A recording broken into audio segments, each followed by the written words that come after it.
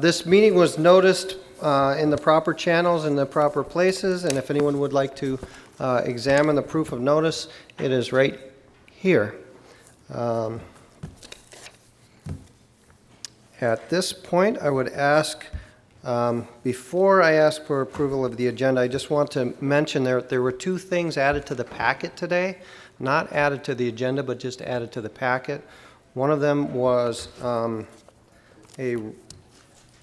resignation request from Janie? From whom? Martha Klug. And the other one was a donation for a scholarship from Charles Uphoff. And so we will be considering both of those under the consent calendar,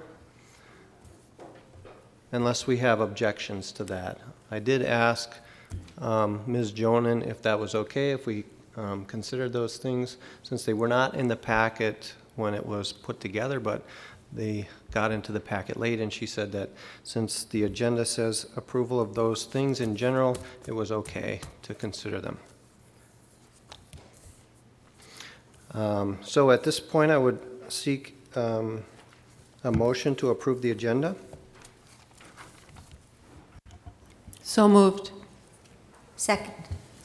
Okay, we have a motion and a second to approve the agenda. Is there any discussion on that? Hearing none, we will move to a voice vote. Is that right? Should take roll. Okay, we'll have a roll call vote on the motion to approve the agenda. Mr. Raymond? Yes. Ms. Feeney? Yes. Mr. Uphoff? Yes. Mr. Zock? Yes. Ms. Vogler? Yes. Ms. Mateson? Yes. Mr. Kraus? Yes. I just wanted to know, just so there were no objections to the addition. That's why the roll. Okay, thank you. Okay, so the agenda, the motion passes, the agenda is approved. We'll move to the President's address, and I just want to say that it's been a great 3 years, and thank you so much for serving on the board. That's all I have for tonight. That's for Ray Vogler. And move then to item A 1 through 7, the consent calendar. Does anyone have anything that they would like to remove from the consent calendar, or would like to make a motion to approve the consent calendar? Move approval of the consent calendar. I have a motion to approve the consent calendar. Second. And a second. Motion and a second to approve this consent calendar. Is there any discussion?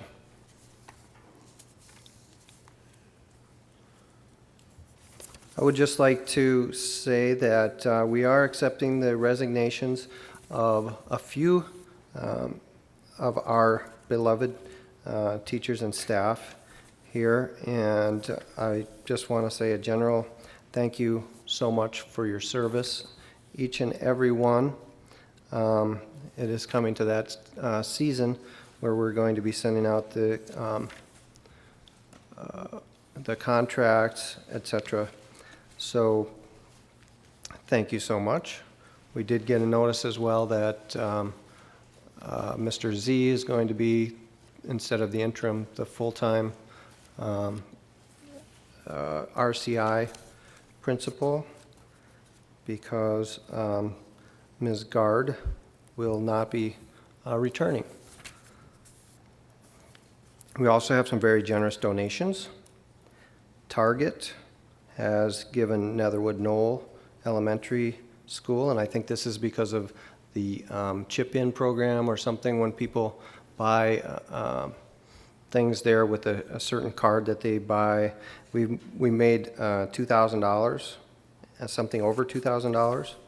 There's an anonymous donation for $800 for 2 computers. And I'm not sure where that would be used. Oh, it's for the online program. I'm not sure if that's in the high school. There's fruit trees for schoolyards for the middle school. And I think besides the generous donation from Charles's family in memory of Charles's wife, and I don't have that paperwork in front of me. Charles, do you want to say a little something about that? It's a scholarship fund for students at the high school with an interest in theater and/or politics. So we're looking forward to having that as a continuing scholarship for students with interest in those areas. Louise, those funds, great. Are you going to do that again this year? Planning on doing a Awesome. reprise of Sing Out Louise again, July 21st, so put it on your calendar. It's really good. If you didn't get there last year, it's spectacular. So thank you very much for that generous gift. Anything else about the consent calendar? Gwen?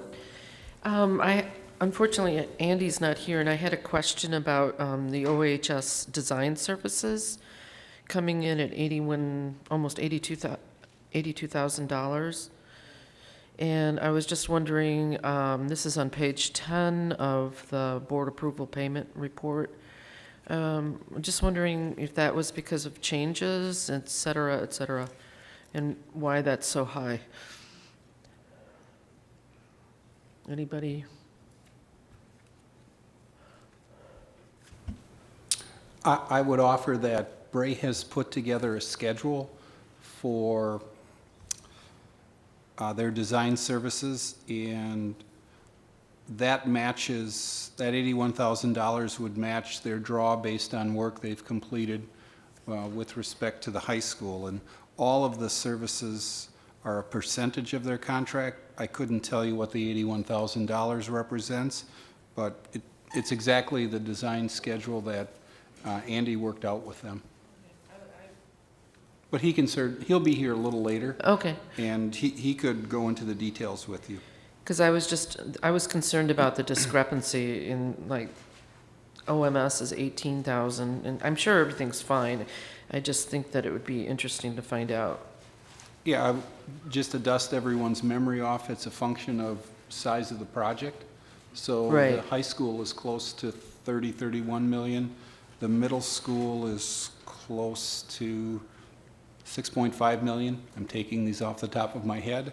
And Brooklyn is obviously smaller and in the later portion of their design process. So Andy showed me the design schedule, and I know he had a conversation with Gina about it when we signed the contract, but it's the standard design schedule. You will always see the high school design at the higher end because it's $31 or $32 million of the 55.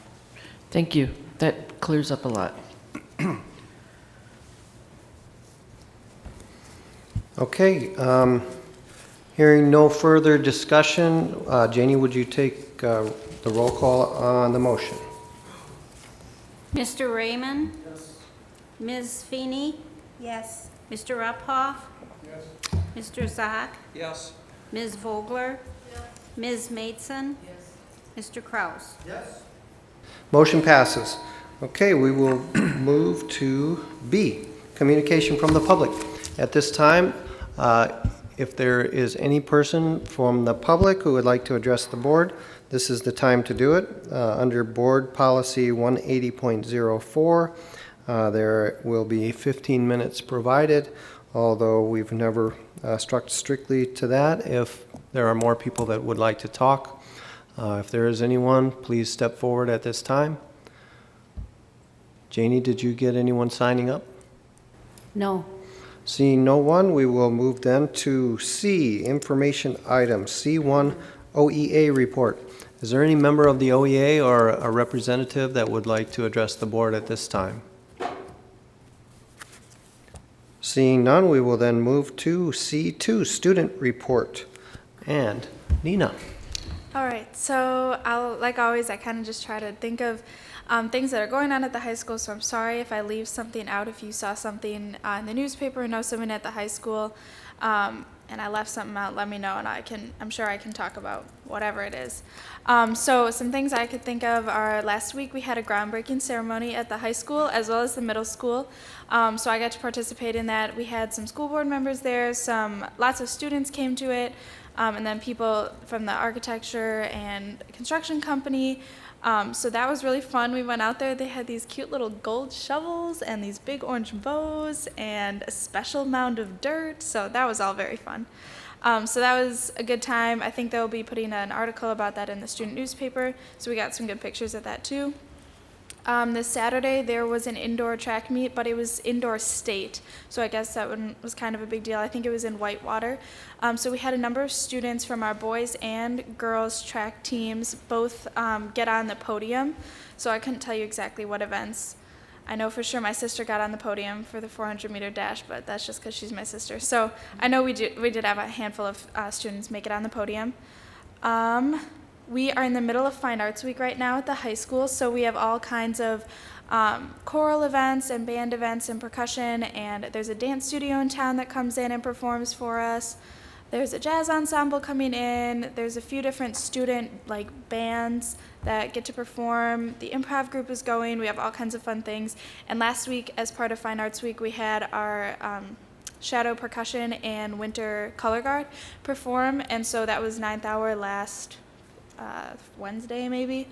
That's always super fun to see. They'll be leaving on Wednesday this week. The drumline will be going to Lucas Oil Stadium or something like that, I think, they have their world championship, so that's coming up this week. DECA, I have a number of friends and classmates who are in DECA. They're preparing for DECA State right now, or Nationals, which will be in Nashville, Tennessee this year. Those are coming up in a couple weeks. Last Friday, there is a child care class at OHS. They advertised for a ending child abuse day. So that was last Friday. A bunch of kids wore blue, and you got a piece of candy if you wore blue, but it was basically to raise awareness for child abuse and just to obviously put an end to that. So if you were with us on Friday, you would have seen a lot of blue, and that's why. Student Council hosted a volleyball tournament last Thursday. People kind of just showed up with their groups of friends, and it went really well. We had prizes for the winning team, and the bracket worked out really well. Everyone got to play a few games, so that was fun. We did end up raising a little bit of money. It wasn't meant to be a fundraiser, but we got a little bit of money, and the winning team wanted that to be donated to the Humane Society, so that's where we'll be putting that. And then my last little advertisement is Student Council is also putting on a character breakfast this Saturday. If you know any little kids, that's kind of what it's meant for. You dress up, well, your kids probably, you're welcome to if you want, like a Disney character, a superhero, or a princess, and then come. It's going to be in the Commons at OHS. I think it's 8 to 11 or 8:30 to 11:30. Tickets are $4 for kids, $6 for adults. But if you bring a book or a toy for St. Jude's Hospital, we'll give you a discount off your ticket, and then we're gonna have pancakes and all kind of stuff like that. So a link was sent out through Infinite Campus, I think, for parents to RSVP that way. But that's this Saturday, so if you guys have any little kids or you like pancakes, you are welcome to come to that at the high school. Any questions about what's going on? Okay. Thank you, Nina. Yep. And so we will move to D on the agenda, action items, issuance of teacher contracts. Gina, is that yours? That is mine. Okay, so we'll start with the teacher contracts. It's the time of year when we start to look at staffing and ask folks who are, if they're planning to come back. So what we have for you tonight is there is a big stack of contracts, I think, next to Jeff, that if you approve tonight, we will be offering teachers contracts for next year. By state law, teachers are allowed to have a one-year contract only. So we do this on an annual basis. By state law, they need to return them to us by June 15th if they plan to come back for next year. So what we've done is anyone who's currently on staff who we know right now is not retiring. We don't have any teacher layoffs for the year, and we don't have anyone subject to non-renewal. So anyone who is on a regular teacher contract that we know is not retiring, we are asking your approval to offer them a teacher contract for next year. So the only other group that we're not asking for are teachers on what we call an interim contract. So those are teachers who are hired who they know it's a temporary position because most of them are filling in like for a medical leave. So I am just looking for the board to approve the issuance of contracts for the certified teachers for the 2016-17 school year, consistent with state statute chapter 118. Move approval. Second. And one question, that's always subject to our staffing plan and potential layoffs, and depending on that, but we need to get the contracts out so we know who's planning on coming back and signing that. Thank you. So, Gina, can you remind me how we do that since we don't know what the budget's going to be for the salaries next year?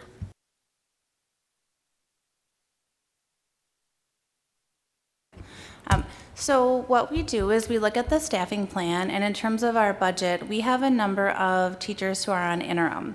So we may not necessarily fill those positions depending on the staffing plan. We also add a provision in the teacher's contract that we worked out with the OEA that if we did need to lay off teachers based on the budget or class enrollment size, then we need to notify teachers of that by June 17th. So essentially we have that 2-day sort of window so that teachers have until June 15th to return their contracts.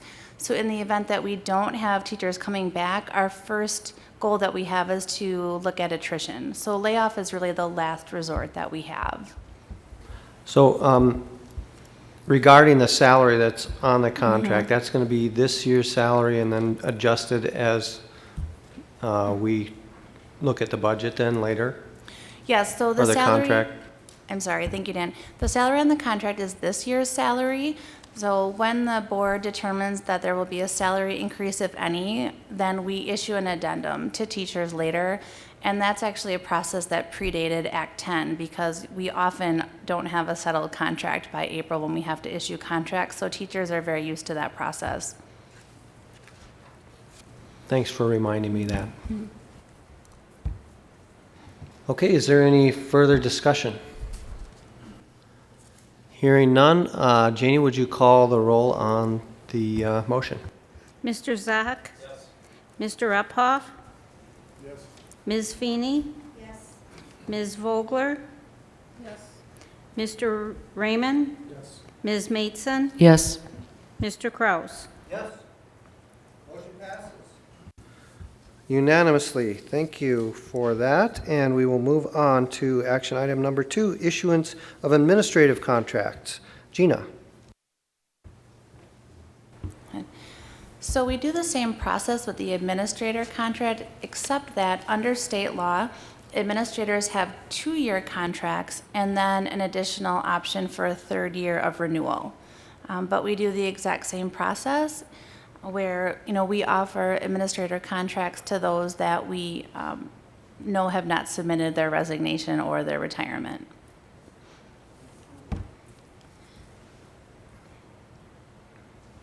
We've got a motion on the table, so we're waiting for a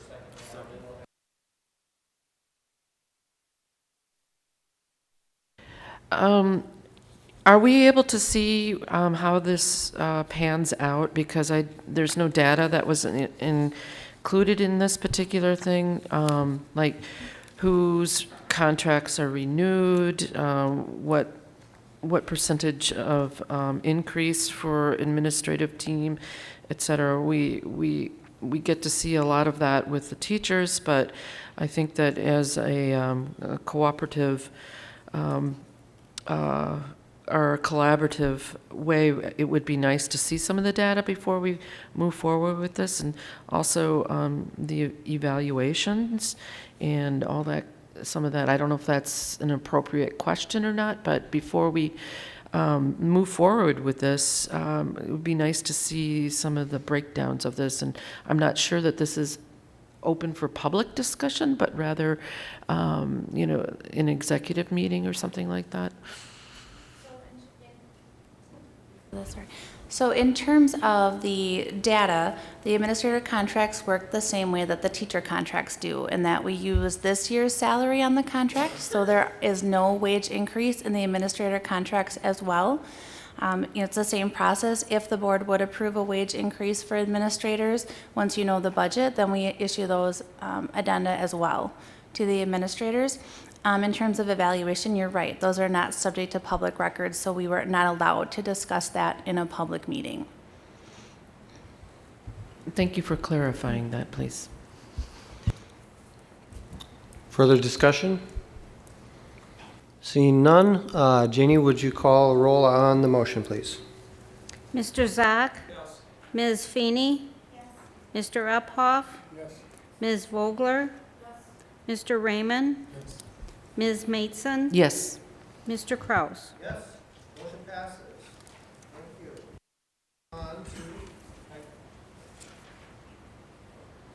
Thank you. Thank you. Thanks. Moving on to E on the agenda, discussion items. Oh, point of order. Oops. We have D3. Oh, I'm sorry, thank you. Moving back, sorry, to D3, issuance of licensed non-represented contracts. Yes. Gina. You would have made them very nervous if we didn't do that tonight.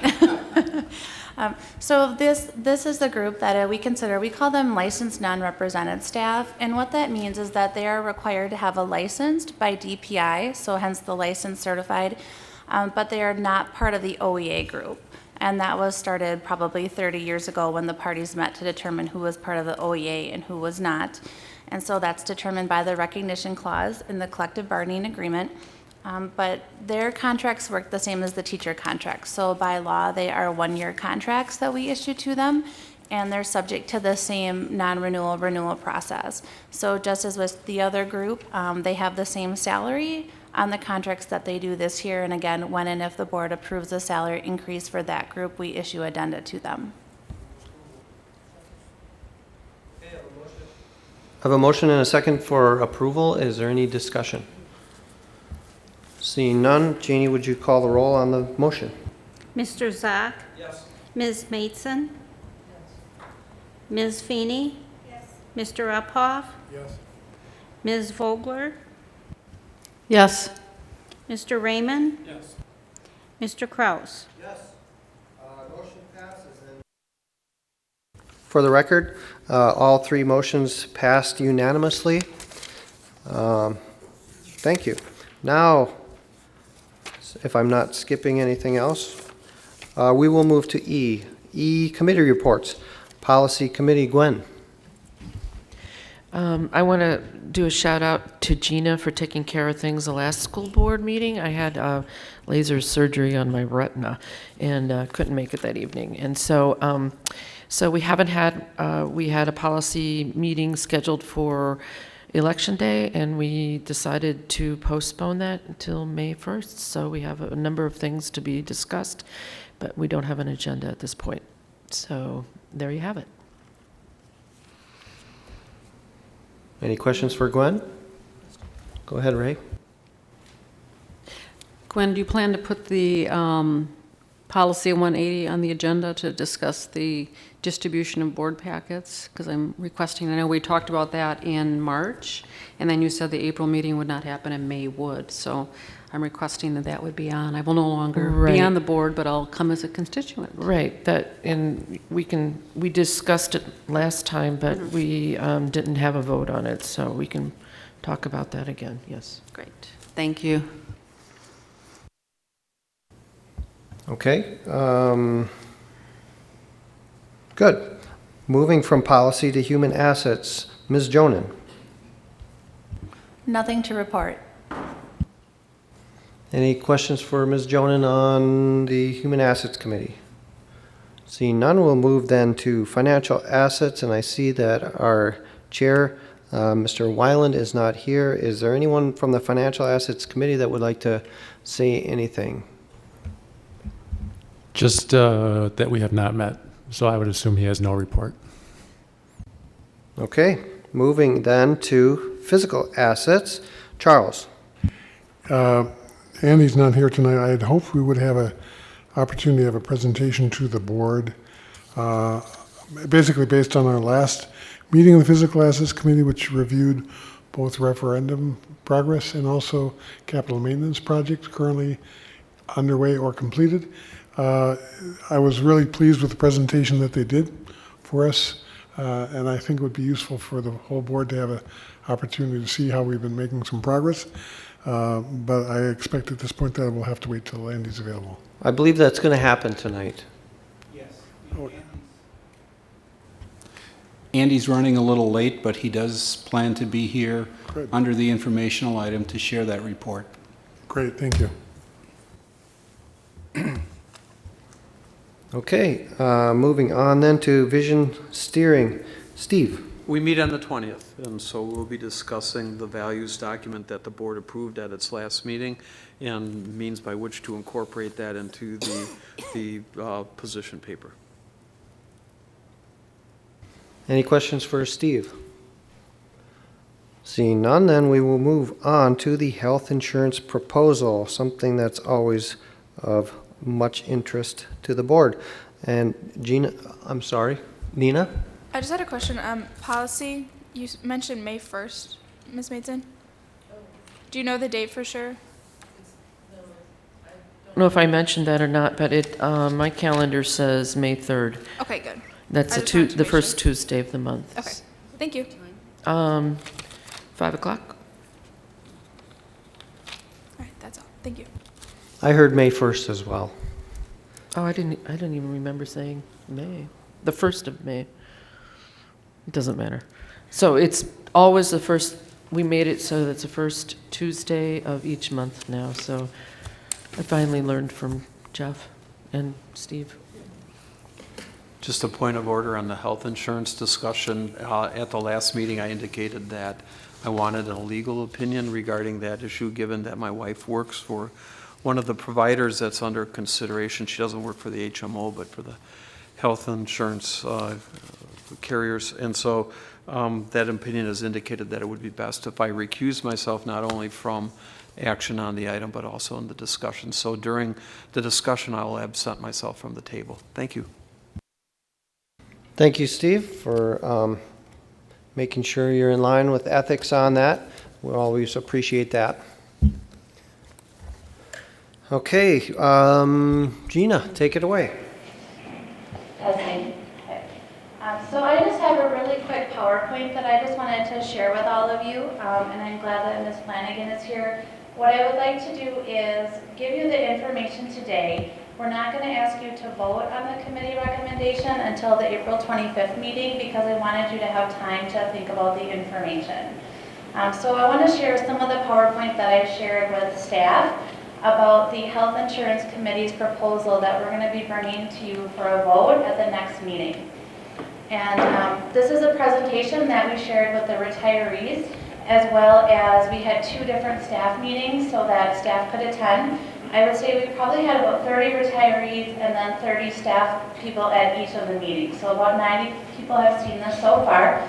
We did also email it out to staff today, and along with the meeting at the high school was recorded. So we also sent everyone a link to the, I was going to say tape, but I suppose that's old-fashioned, the tape of the meeting so that they could watch the meeting as well if they couldn't be there. So I wanted to share it with you as well so that everybody has access to the same information. All right, so our Health Insurance Committee we've had for a long time in the district, and now the way that we have structured it is that it is open to anyone who is interested. And what we've asked the committee to do, to focus on the last 3 years, is really to assist in strategic planning to help reduce our health insurance costs and increase our employee wellness. I am very happy to report that we have about 15 folks who come pretty regularly to our meetings, which we really appreciate because after a long school day, to volunteer your time to talk health insurance is pretty wonderful. And we have a widely represented group on committee. We have someone from every category of employment. And this year, Dale Schultz was our retiree rep, which was really fun to keep working with Dale. So the question is, why did we focus this year on how can we reduce our premium cost? And so there's a couple of reasons for that. One is, as you know, it's a very significant part of the district budget. It's also money that, from my personal perspective, that we can be spending on other things such as salary and wages, and I'll talk about that in a moment. It's also not only a significant cost to us, but it's also a significant cost to our employees. They pay 10 to 13% of the premium as full-time staff, and we also have deductibles and co-pays that they pay. So we really try to look at, are we offering a competitive package that our families can afford? Additionally, we have increased pressure from the Affordable Care Act to keep our premiums down based on something called the Cadillac tax, which Andy will talk to you for a long time about if you're really interested. But the government did extend that tax level to 2020. But if our premiums are not below $10,200 for a single plan and $27,500 for a family plan, we are taxed at 40% over that amount. And the one thing I don't say here is that our flex plan is also included in that amount. So our single plan is getting pretty close to that if you add the flex plan in. So obviously we don't want to pay that tax penalty, so that's really on our radar right now. So I'll just give you, this is my personal philosophy, not the district's, but from an HR standpoint, and I'm open for people to push back on this, but I haven't met a financial planner yet who disagrees with me, that if you're an employee, that you are better off from a future standpoint if your employer spends more on your wages than on your benefits. And I'll tell you why I say that. Because as a public employee particularly, every dollar in income that you receive, you also get Wisconsin retirement money on that dollar, assuming you're eligible, and you get Social Security. Whereas for health insurance, you don't have any retirement savings on that health insurance for most folks. And also, if your costs are high, it is tax deductible, which your income obviously is not. So I just wanted to explain that to our staff and just showing, like, on $1,000, if you got $1,000 more on your salary as opposed to on your health insurance, if you took that $264 of money on those wages and invested at 6% over 20 years, you would triple your money. So I just want to take a small example just to show about how money on wages actually makes money for you as opposed to health insurance. So the committee was looking at, so the committee did several things. So we said, okay, we want to get our premium costs down. So we went out to bid and said, all right, health insurance companies, can you offer us a competitive package? I will say that we did not focus on what we call plan design changes, which is our deductibles and our copay, because we already have a $500 for single, $1,000 for family deductible, which is the highest in the area for those that don't have a high deductible savings plan, which is a completely different design. So we felt that our deductibles were, were high compared to our neighbors, and that our co-pays were very competitive. So we really didn't want to what's called cost shift and put more of those costs on employees to get our premium down if we could do other options. So another tool that we have to decrease premium costs is just like for competition, is go out and see, well, what will the other providers charge us for a similar health insurance plan? So right now we have Dean and Unity. We call that a dual choice plan.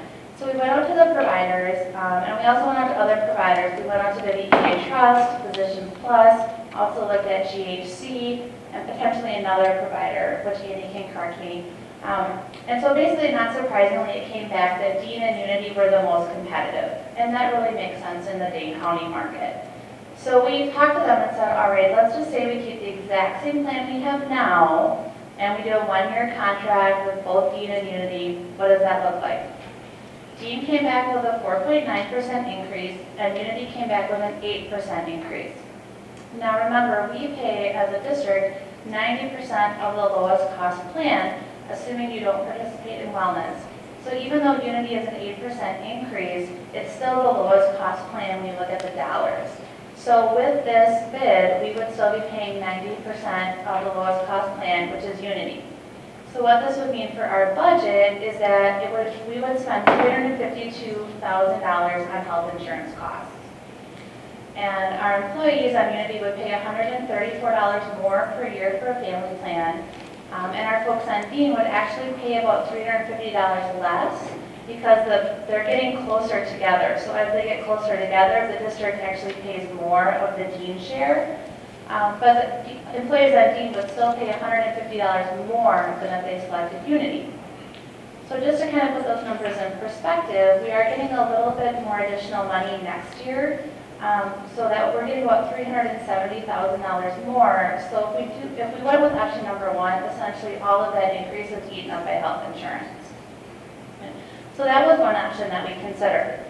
We also went to the providers and said, what if we went with only you? So we eliminated our dual choice option. So Dean came back and said, okay, for all of your business, it would be a 7% increase.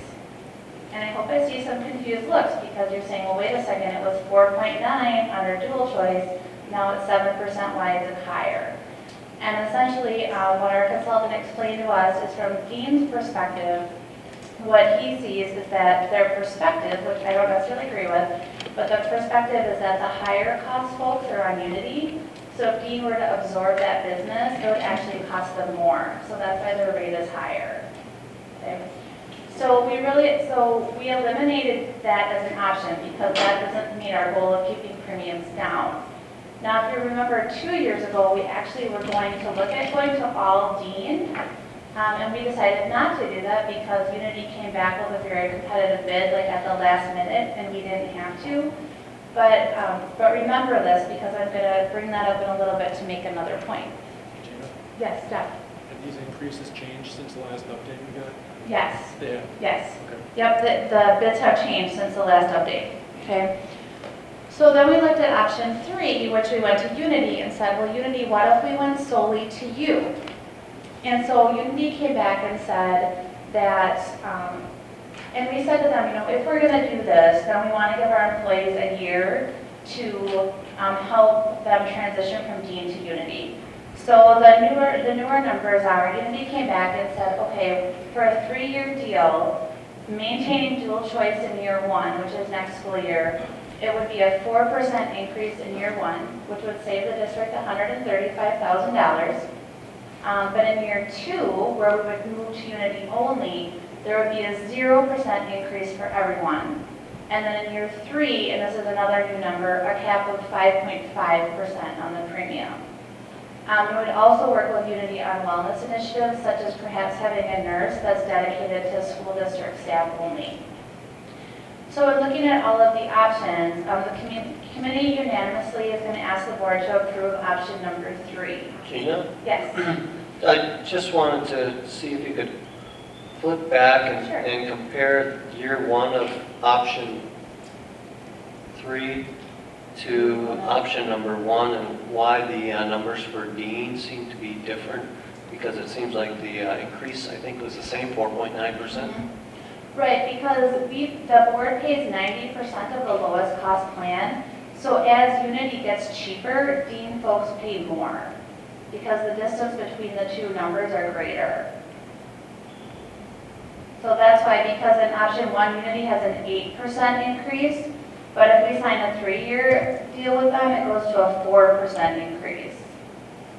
Okay, so essentially if you're on Dean, the board is paying a higher percentage of your premium. So the people on Dean pay more than the people on Unity across the board because Unity has the lower cost. But as Unity and Dean get closer together, the Dean people pay a little bit less because that difference shrinks. Okay. It looks like year 1 of choice number 3, Dean people are actually paying $300-some more than they were last year. On option number 3, it'll be $250 more per year. $250 more per year. And that assumes a family plan on the HMO, just so you know, okay? And then in option 1, they were actually paying less Right, per year, just because Unity went from up 8, less. correct, from 8% Okay. to 4%. Gotcha. And that's why I want to be very transparent with the staff about the numbers, so that everyone understands that, but I want them to understand why we're still recommending it, okay? And so we're unanimous, our committee, and I will say, our committee is about 2/3 of Dean, if not more, on there, and they unanimously recommended that we pursue the 3-year option with Unity. And I would say there are really 2 big reasons why. One is that the deal with Unity gives us 3 years of certainty, both from a district perspective and an employee perspective. Because for 3 years, we'll know the premium share amounts, because we'll know it for next year, and then the second year, there's no increase. And then the third year, we know it's at most a 5.5% cap. So if you budget 5.5, that's going to be the ceiling. So from a health insurance standpoint, for those in the field, to have 3 years of certainty and no increased co-pays, no increased deductibles, no increased costs of prescription is pretty amazing, both from us and, an employee to be able to budget that. The other thing is that if we don't do the move now, there's no guarantee that we can do the move next year. Because remember, 2 years ago, as I foreshadowed, we were looking at going to only Dean, and now that option is no longer on the table. So we have no guarantee that if we keep status quo for this year, that next year Unity is going to be interested in this. And then if they're not, we're back at square one with what do we do with health insurance costs? And do we ask our employees to pay more? When? Do we have a deadline to vote on this for Unity, and if so, when is that? Yes, so I would really, really ask that you vote on April 25th, because we have to do by law what's called an open enrollment period, and we also do a migration period because we're dual choice, and we really need to do that the first 2 weeks in May, because we start taking premium deductions out of support staff paychecks in May for next year, because otherwise they only have 18 checks that they take health insurance deductions out of, and if we don't do that, it's a pretty big hit for them if we wait. The other thing is that it really doesn't work for us to have an open enrollment migration window in summer when people are not here, because it's just really hard for us to communicate with folks in the summer and get paperwork back, because school people, as we understand, take their vacations in the summer because they don't have vacation during the school year. The other thing is that the changes become effective July 1st, so we really need time from HR and from the provider standpoint to do all that paperwork behind the scenes before the changes go into effect. Jeff? So this sounds pretty familiar to the last update we got, 4 or 6 weeks ago, whenever that was. If the numbers have changed, have they gotten better or worse? Yes, so they're better. So the biggest change that came through is that the cap, I think Andy was, in the third year, was 7.5%, and Unity has decreased that to 5.5%. And I didn't know if I had told you, I can't remember when they got the 4%, but I must have said that last time. And Gina, I don't know if there's been any discussion whether or how this might be affected if we end up going to a single payer plan? I would, well, I'm not supposed to talk politics, am I? So I'll leave my personal feelings on that aside. But I think, one thing we talked about at the committee is that health insurance is not sustainable. It's just not sustainable, and that we're going to have to do something creative if the government doesn't do it for us. Because nobody, we're lucky that our premiums are as low as they are. Other school districts are going to hit that Cadillac tax before us. So, we have our eye on what we need to do. But in 3 years, if we don't, if we don't do something, then we're going to be back here trying to find something else innovative to do. Okay, questions? Gina, can you explain what the POS choice is? Certainly. So, that was another factor in our unanimous recommendation, is that in Unity and Dean right now, we have an HMO plan, so that means you have to go in network. We also have what's called a point of service, or POS option, where you can go out of network, you just pay more. And so if we were to go to Unity as our sole provider, we would still keep that point of service option, so that if you wanted to stay on Dean or another provider, you can still do that. It just admittedly is going to cost more. Okay, it's probably, I haven't done the numbers on the, I think I have it on the next slide as to how much more it is. So if you go to the point of service option and you really want Dean, it goes up to $312 per check if you're on 24 payrolls, more than if you choose the Unity HMO option. So if you choose Unity HMO, it's about, I think it's $75 per paycheck, versus the point of service would be $312. So it is, it is costly, but we wanted to at least let people know that it is an option if you absolutely, want to stay with Dean. The other reason that we'd love for you to decide April 25th is because if you go with our recommendation, then we have our migration period in May, then folks who are on Dean can always migrate this year if they want to enjoy those savings, because the window will be open for them to do that. Also, when we hire staff, we can explain that this year we have Dean and Unity, but letting them know if they're going to make, if they make the choice of Dean, it's going to be for this year only. And we have, folks have over a year to work with Unity. They have a welcome center that they have a staff person, Cindy, who would be specifically for our folks to talk to. And the welcome center helps you transfer your medical records, help you find doctors, and even if there's a doctor on the website that looks closed to you, if you have special needs, you can work with the welcome center and they can talk to doctors that look otherwise closed to fit you in. So like, just to give an example, when I was talking with Cindy, it's like if I'm on Dean and I know that I want like a 40-ish-year-old female OB-GYN physician that lives near West Town, like that's something Cindy could help me find. So if you have like specific criteria, that's exactly what they do. So this would give folks a year to do that. Also, if people want to evaluate moving to their spouses or their partner's plan, a lot of our spouses or partners have plans that start January 1. So, they could start with Dean in July and then always move in January to their spouse's plan if they wanted to do that. So the committee really felt with the Welcome Center, the money savings, the time for folks to plan, and the 3 years uncertainty that it made sense to recommend this to you. And I will say that we have gotten really, really positive feedback at the meetings. I have worked with a lot of school staff that have had to change doctors and explain to staff that I know it's hard to start new with someone, and we did not take that lightly. And so we really were expecting a lot from the providers to give us an incentive to do this, and it asked our folks to be disrupted. And we feel that it makes good sense. And I feel that while there may be some staff that aren't in love with the idea of finding a new doctor, that it's been mostly Dean people at the meetings, I think for obvious reasons, and they've been very understanding and very appreciative of the 1 year's notice. Gina, I had a question about the staff or a clinic that they were going to have on site. When would they set that up? Where would it be? And how many people would staff it? Would it just be like a nurse on site from UW? So we haven't actually talked about having a clinic on site right now. What we've talked about is the clinic on Main Street, since it's so close and centrally located, that maybe we could use that more, and that would be a little bit more affordable option. There's costs associated with having a clinic on site, obviously, and so maybe if we could use the clinic and have like a nurse practitioner that's assigned to our staff, where people and their families could go, that maybe they pay like no copay. So if you have a child with an earache, or you feel like you have strep throat, just those kind of routine visits that we could have someone that could help us. Or like if I know I'm diabetic, that I could talk to someone to help me manage my diabetes that, can get to know me at no charge to me. So we've sort of explored those discussions.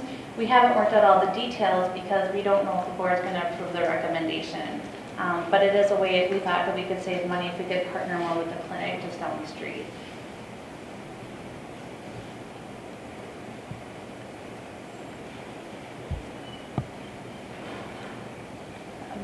So those are, and then the rest of it is all about Unity, so I won't get into that today, but I've got more slides to educate staff on Unity and how that works, because I wanted them to see that as part of the presentation to help them make their decision. This is also something I shared with the retirees about if people want to start looking at going to the federal exchange, which most people know as Obamacare, because our plan from a retiree standpoint can be costly if you're Medicare eligible, and that, especially for our folks that want to go live somewhere warmer than Wisconsin, and so I just wanted them to know that that's an option if they're looking to move out of state. So we have a consultant that works with our employees at no charge to see if there's more affordable health insurance options for retirees than we're offering right now. So that's really all I have for you tonight, unless you have other questions. And if you have individual questions or want me to run more numbers or answer anything else, I'm happy to do that before April 25th, if you want more data.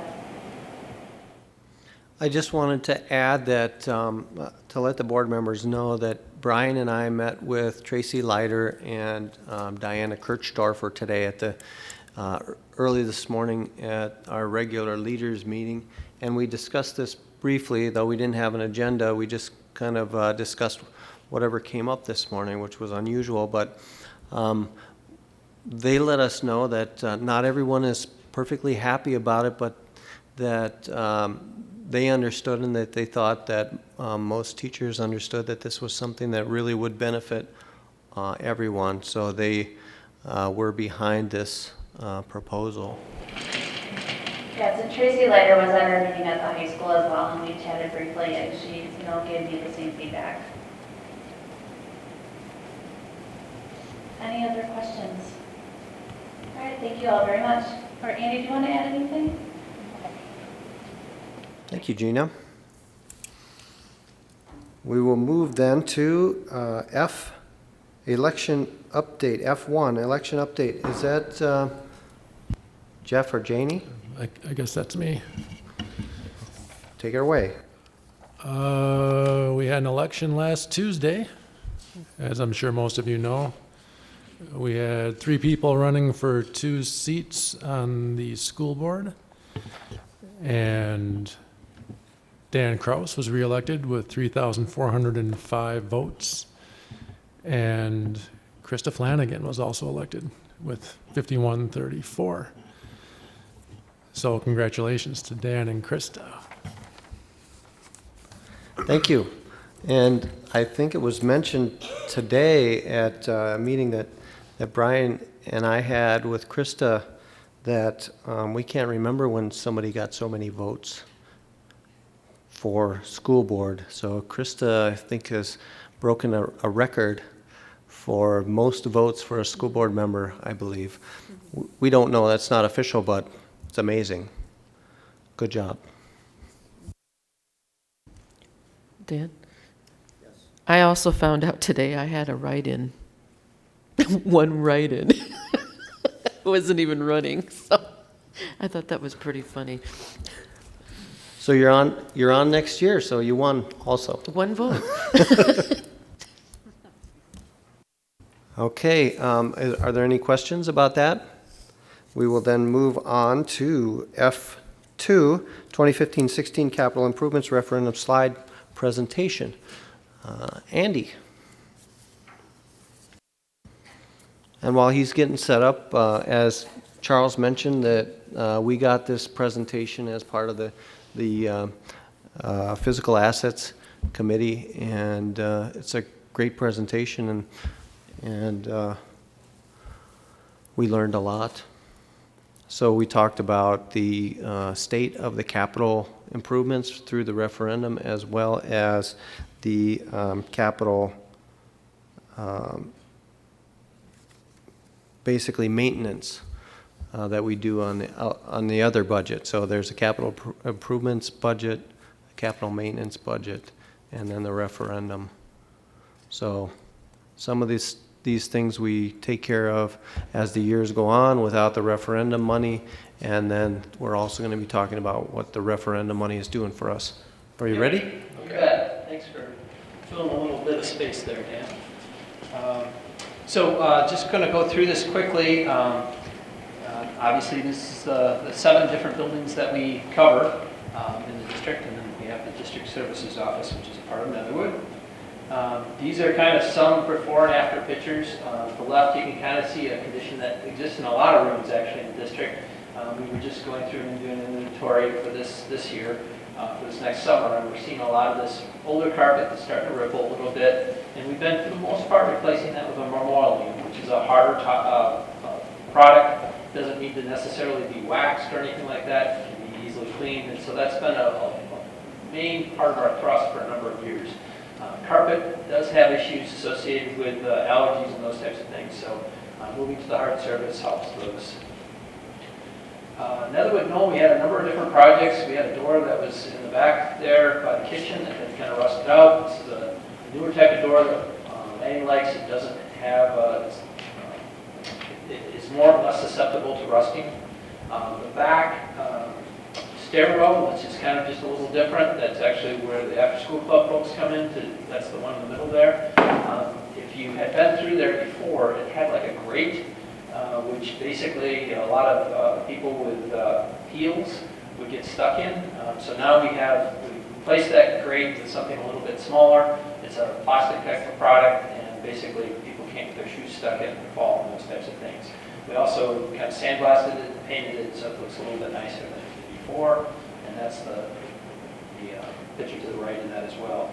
So Andy, just, this is non-referendum money, right? This is non-referendum. This is the capital maintenance dollars that we invested last year, around over 400,000, and then we had some debt service payments of 160,000, I think. So, and then we had some new cabinets in our room. Occasionally, we have requests from buildings to do that, and so we added some cabinetry to the Netherwood Knoll area. Again, we have flooring on the left-hand side. I won't talk about those, but again, it's the same concept. We're putting linoleum into a lot of the classrooms. We put a new high-efficiency domestic hot water heater and dishwasher. We put a gas-fired booster heater.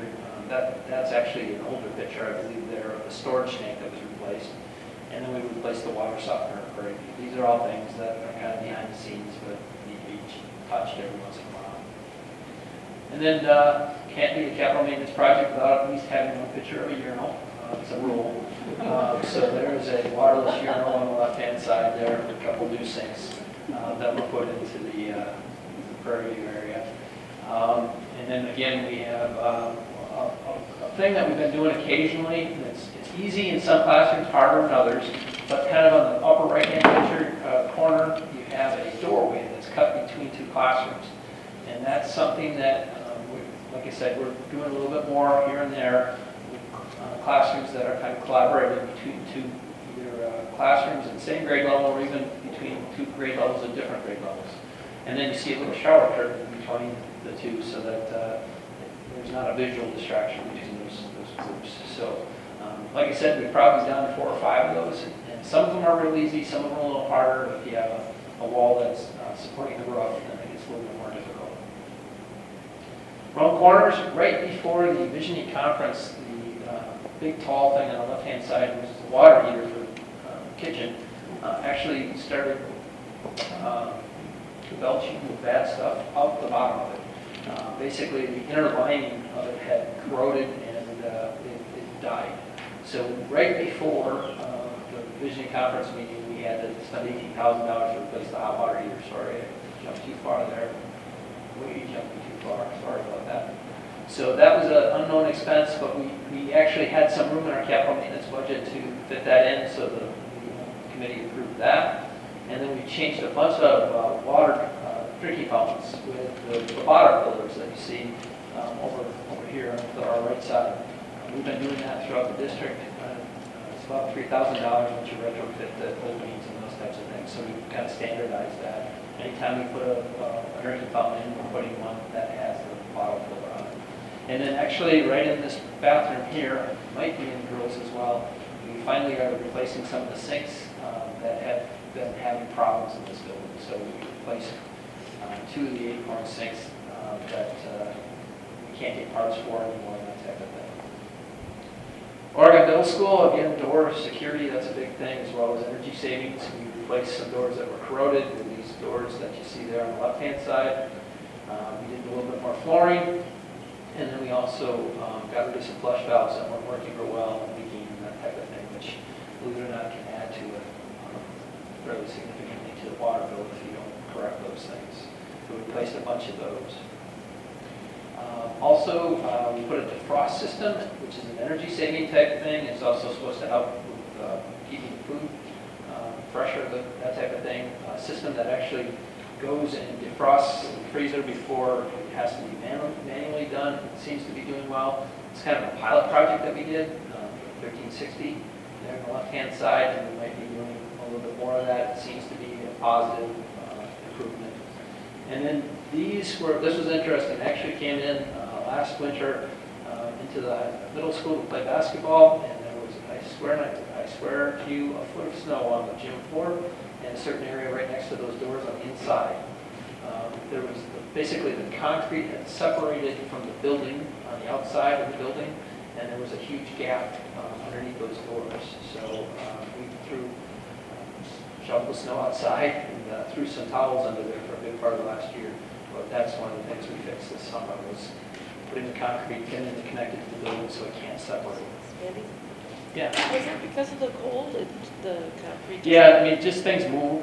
Yeah. You see that all over the place, and it just, I would imagine seeing Yeah. a foot of snow in the gym was kind of shocking. yeah, it was a little bizarre. I mean, it wasn't, the whole gym, it was just, there was like a line of it from in front of these two doors, so. And there are things that you can do to make sure that that doesn't happen, but typically,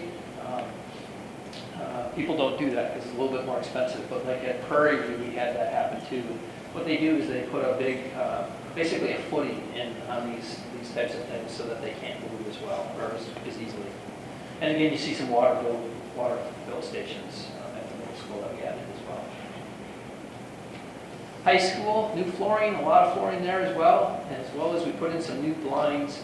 The blinds on the right-hand side, we actually did differently than what's there. We ended up going with a fabric blind, and that seems to be working real well. So that's actually a replacement of what we replaced there on the right-hand side.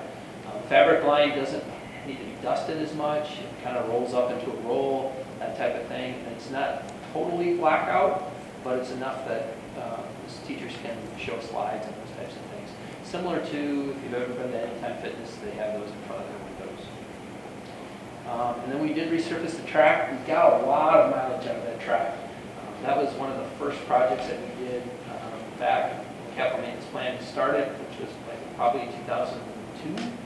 And we were able to get almost 14 years out of that track with minimal investment. I think we did repay lane 1 because everybody runs the lane 1, so it wears out the fastest in that time period. But typically, that would have had to happen, I think, around year 8.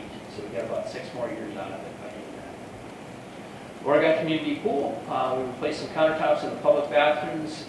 These are the bathrooms that are kind of off the side of the pool. We replaced the whirlpool door, which had corroded fairly well, with a door that shouldn't corrode as well, and then some new faucets for those same bathrooms. So that's the capital maintenance, and then we kind of transitioned at that meeting right into a referendum, but if you have questions, I'm happy to try to answer those as well. Eddie, quick question on the pool. I know there was an investment in some air handling for the pool, and that I would assume would probably affect some of the problems with corrosion on the interior. Yeah, that's a good point. That was actually in the referendum. I'm trying to figure out how to start this play. What's this button? So we did put the budget on it was $500,000. We actually ended up spending around $400,000, so we came in significantly under budget for that, which is good. And I'm not sure if I have a picture in this presentation or not. One of the things that we're playing with is we've significantly improved, in our mind, the environment in there for people. And one of the things that the system does is it tries to seek a certain type of humidity level, which the more humid you are in there, the more things are going to corrode a little bit. It also has a probe that talks about, and I'm going to get this wrong, but I think it's bromides, which is what the chlorine reacts to when it reacts to an organic material, and it creates these bromides. So basically there's a probe in the water that basically tells how many bromides are in the water, and then it cranks up the HVAC to ventilate it better. So a lot of what we did there was to help make it a little bit more enjoyable environment, because there is no dehumidification in there at all. But we do ventilate it more when the humidity's up. So that used a little bit more energy. So really, from an energy perspective, we're about level where we were in the past. And now that we've kind of got a baseline on that, we're going to start tweaking and seeing if maybe our humidity level that we were seeking was a little bit too low of a humidity, and we can up it a little bit. So we're going to see if that has an impact on energy savings over the next year.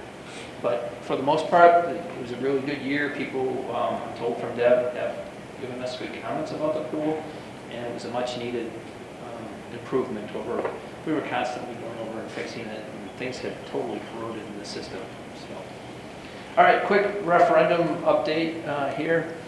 This is obviously kind of a quick timeline of where we were. You might have seen this during the referendum presentations, that type of thing.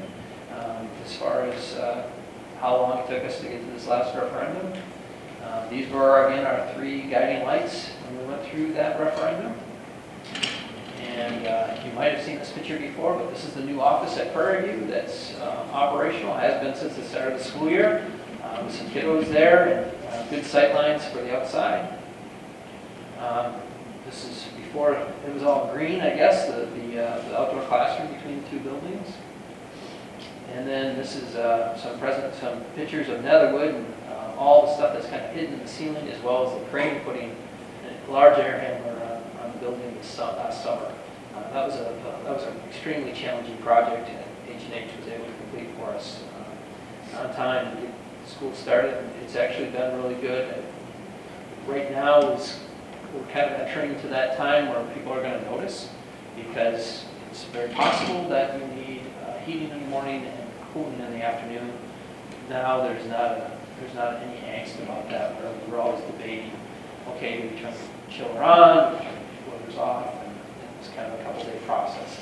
What'd you find out about utility bills over the winter? Well, they're down, but they're down for a couple reasons. A, we had a mild winter. B, we have brand new boilers, so they are down fairly a noticeable amount. I can't. Too soon to tell. Yeah, I can't really tell you if it's. And you can actually, the program that we have, it's called Energy Watchdog. I can actually normalize that and see if the weather. It'll actually look at the degree days and try to figure that out. I just haven't done that yet. So, something to do. Brooklyn Elementary, this is obviously there was still snow on the ground when we did this presentation, which was in the end of February. So this is outside. I think that's Dr. Bustler behind there with thumbs up or something like that. And then Carrie Majeski with the kiddos. And they are actually thumbs up. Was it thumbs up? Yes. They were actually working on grading that last week, so we won't have pavement for probably a month or two, but they are starting to grade that, and we might even talk about bringing some buses in that entryway right there, even though there's not pavement on there yet.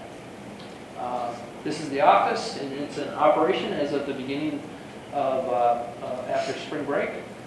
So there's doors in place and all that kind of thing, and so we're in operation there. And some budding young architects chomping at the bit, I think. Nobody here for that. And then this is obviously the open space of the cafeteria. If you go there today, you'll see a bunch of tables, and it's really looking good and finished. And then there's the stage.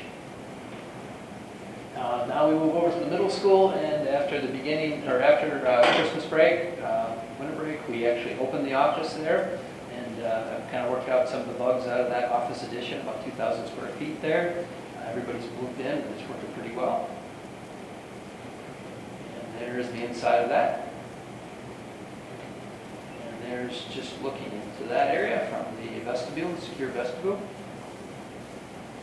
And here's the new picture that you actually saw on the banner when you walked in. So this is the addition that we're starting construction on, hopefully very soon. We are waiting for the DNR to approve our permit. So hopefully that's going to happen. They were supposed to be out there early this week.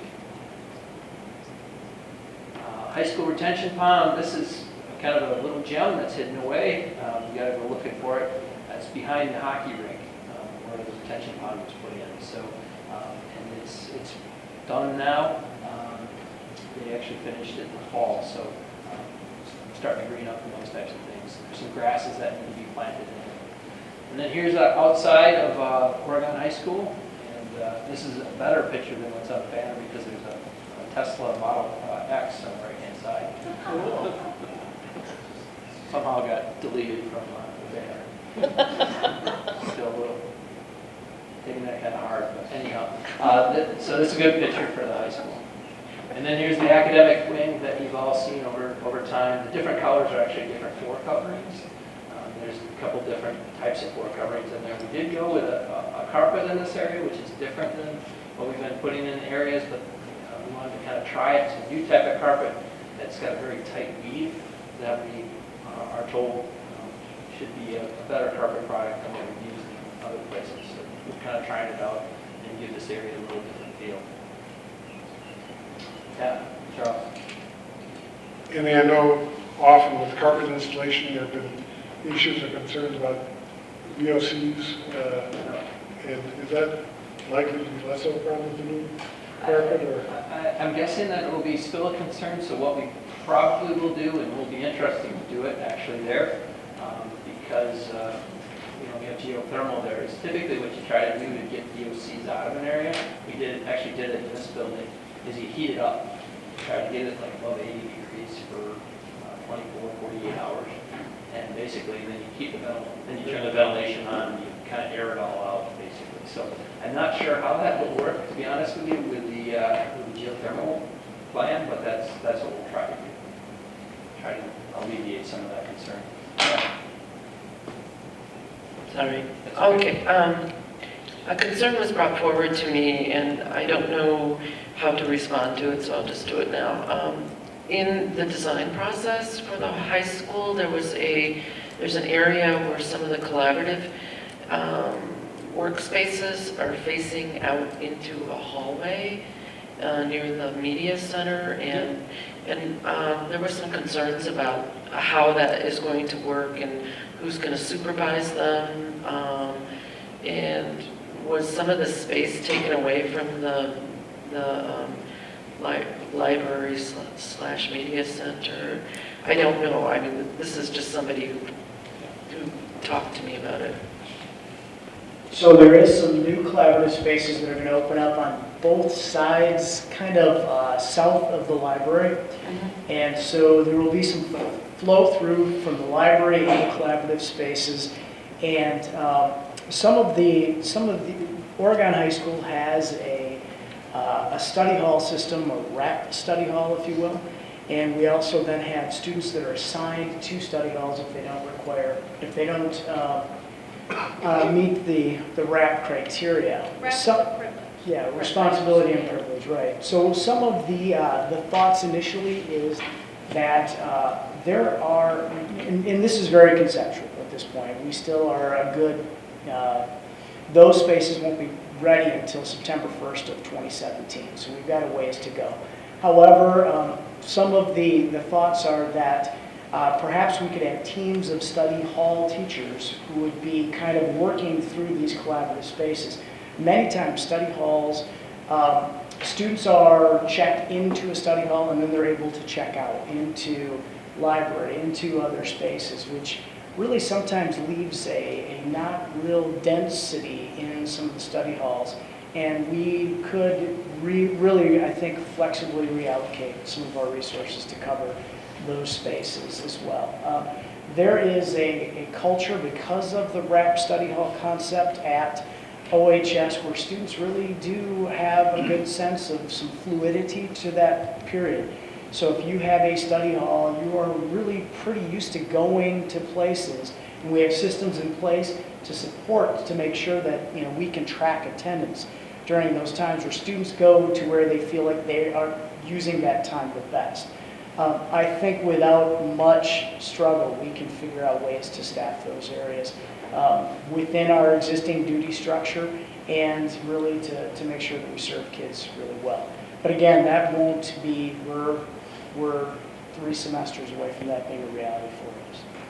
And you had a question about, was that taken from other spaces? Yeah, how is the space for the library going? Is that going to maintain its square footage at this point? Okay, good. Those spaces are going to be team offices. I'm a pro library person. I still like books. We love it too, and our library is fully used all day long. So there's 2 team offices that'll disappear, and a book room, and we're gonna kind of relocate those areas, but it'll open it up a little bit near the HLR. I'm sure you're familiar where that is. So. As time goes on, Andy and Jen, will we be able to see some of the blueprints? I mean, it was really nice to see the verticals this time around, because it's really hard to imagine what the exterior looks like, and that was incredible. And but as the designs come forward, is it possible to look at those? Yeah, I would think we could bring that. Thanks.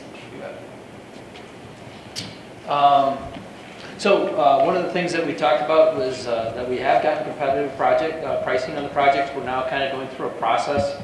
Well, and actually, I should back up a touch. This was really a strategy that we had in place that, you know, we originally had thought that maybe we'd be constructing or actually finishing some of the construction this last winter here at the high school, but because the way bids were coming in at the time, our architect and Findorf, our general contractor, basically said, you want to wait, and when we did wait, bids came in better than what, or within budget.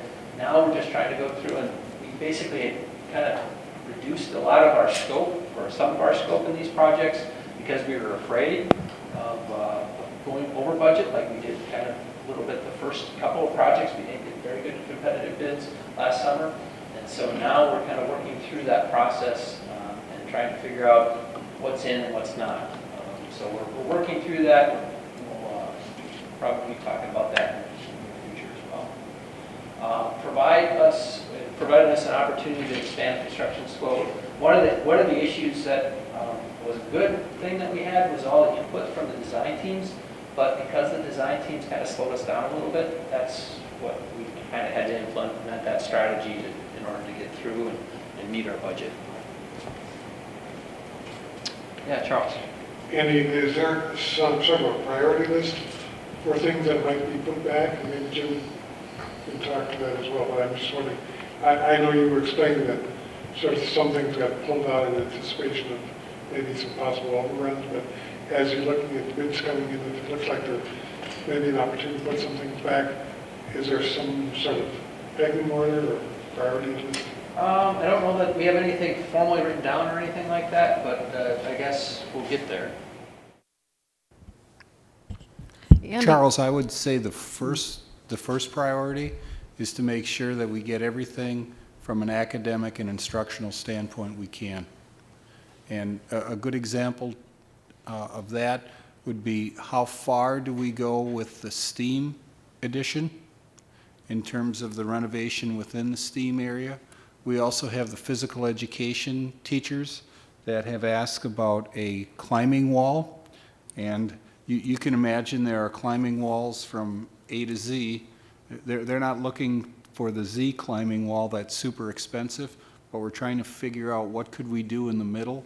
Another area that Andy and Jim and the design team sort of scaled back a little bit was the cafeteria area. And while the cafeteria area is not necessarily an academic portion, it is a high-use area at the high school.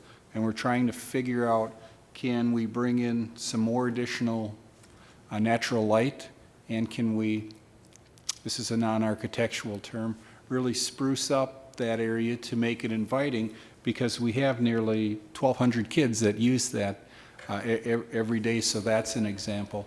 You may recall Andy placed on hold, I'm not exactly sure what the name of this area is, he can help me out, but that second story above the office area where the boardroom and the professional development room, at one point we thought we may only be able to shell that in, but our prices came back and were such that we will now be able to finish that space off. So they're kind of, working through that piece by piece, but I have no qualms at all about throwing our priority of, number one's academic space and making sure that we get everything that our staff have asked, because I'm particularly proud of the design approach that we've taken. Really, our teachers have designed the schools. That's very, very unique, and we're trying to extend as far as we can to get everything that they want. Still looking at the possibility of having a single lunch for... I think that's a possibility.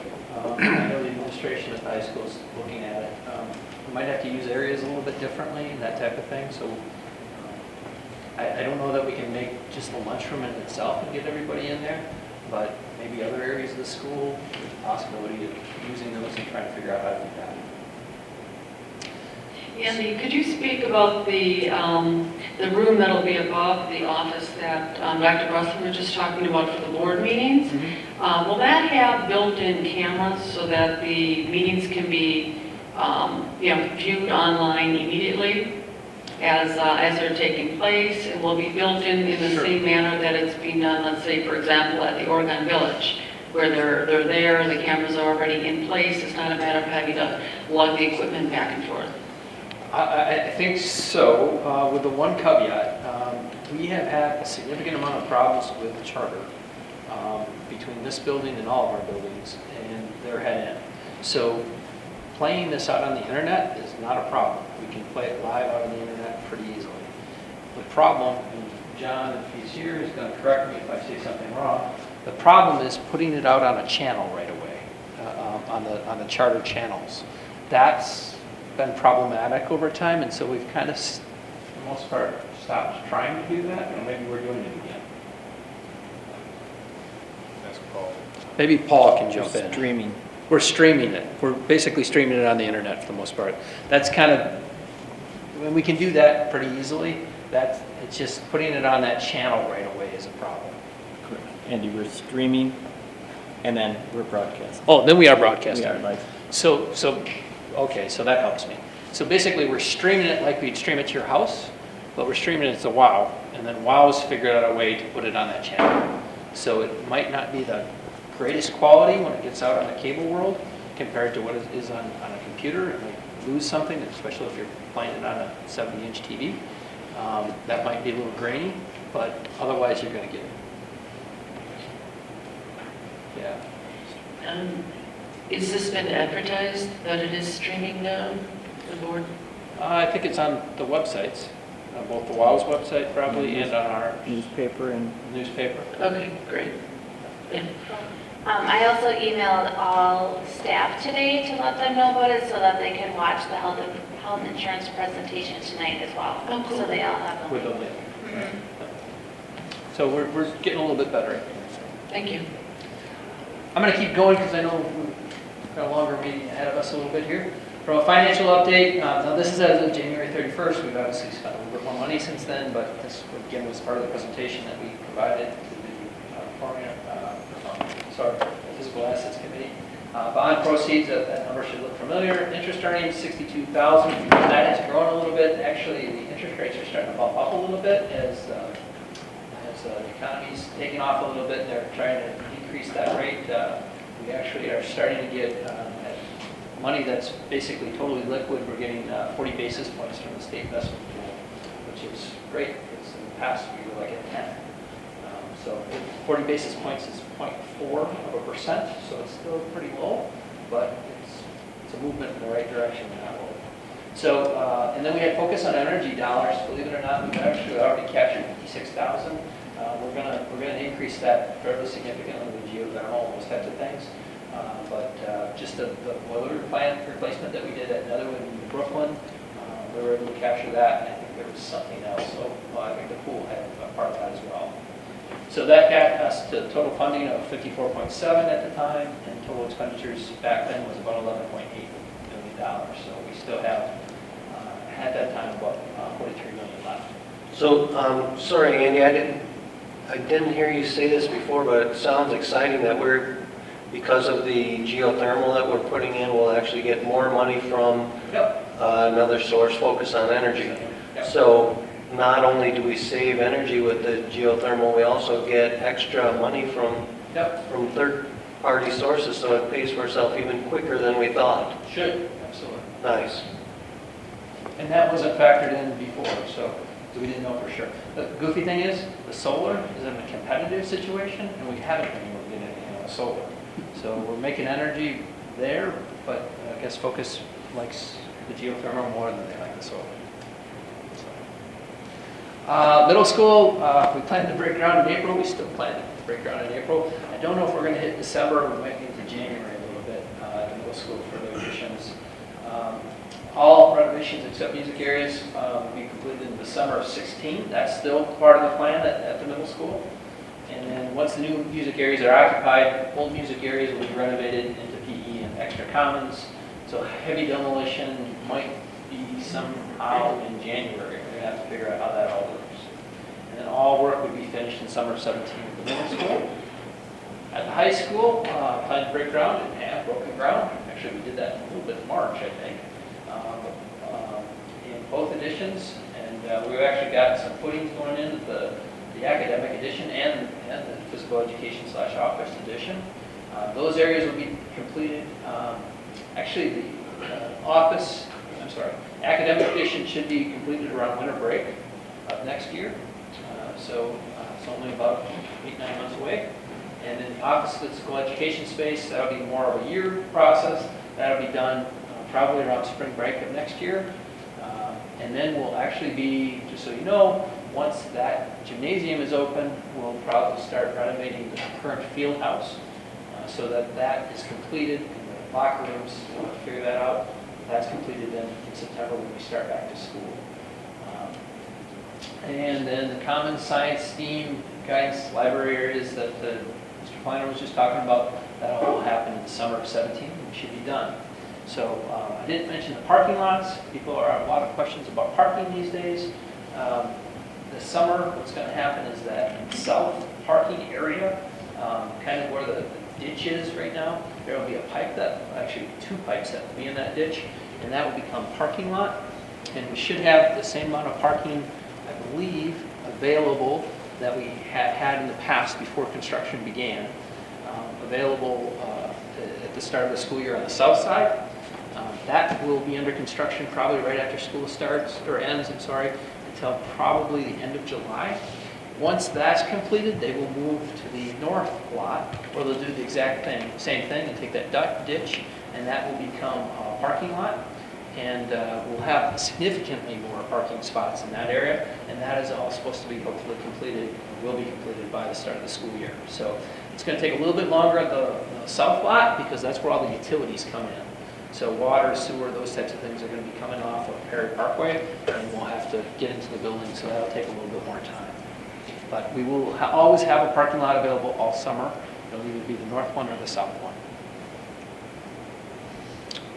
And I think that is the conclusion of the presentation. Anybody have any other questions? It was a great presentation, and I can't imagine having all those plates up in the air that you do, Andy, so thank you very much. And it looks spectacular. We're working on it. Thank you. Does the Tesla come with the building? Yeah. I wish. Have you driven? They actually just recalled a bunch of them today, so. They're going to fix them, and they'll be better than I'm sure. Thank you, Andy. Thanks, Andy. And so with that, we will move on to F3,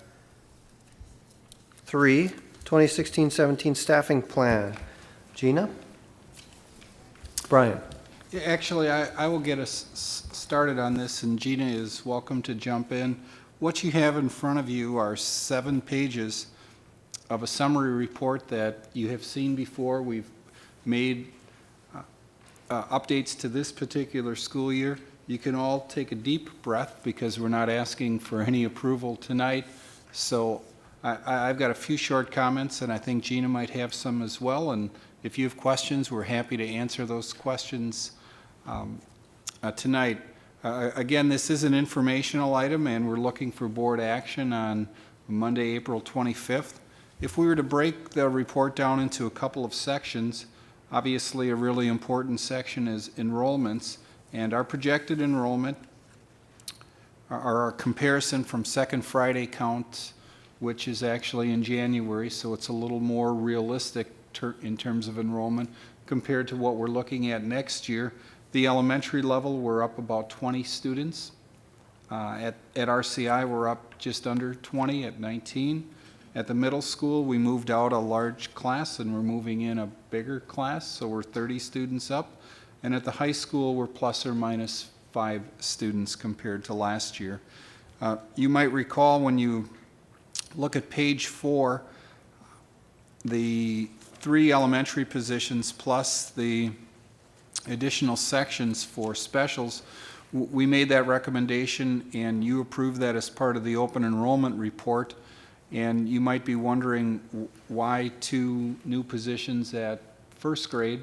Those are actually positions to address that significant kindergarten class that we undershot this year, where we're over 300 students. And I know you recall hearing from the kindergarten teachers. Our plan that we reported back in January was to leave the kindergarten sections, the number of sections alone.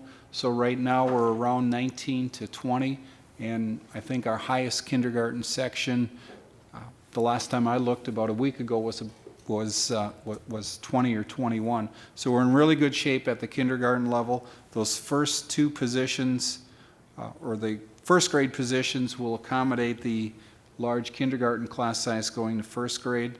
And then we need a third grade position at Netherwood to accommodate a large class that we'll be adding there. And then additionally, the .2 of music, art, Phi-Ed, and world language. We're not exactly sure how we're going to do that, but we need a .2, which really turns out to be a .8.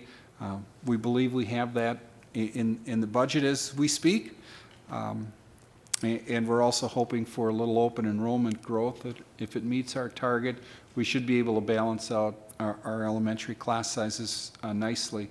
In terms of RCI, and I'm taking this off the top of my head, so I would welcome any administrators to correct my thinking. I'm recalling at RCI we're about 24.9 or 25.1. I guess I call that 25.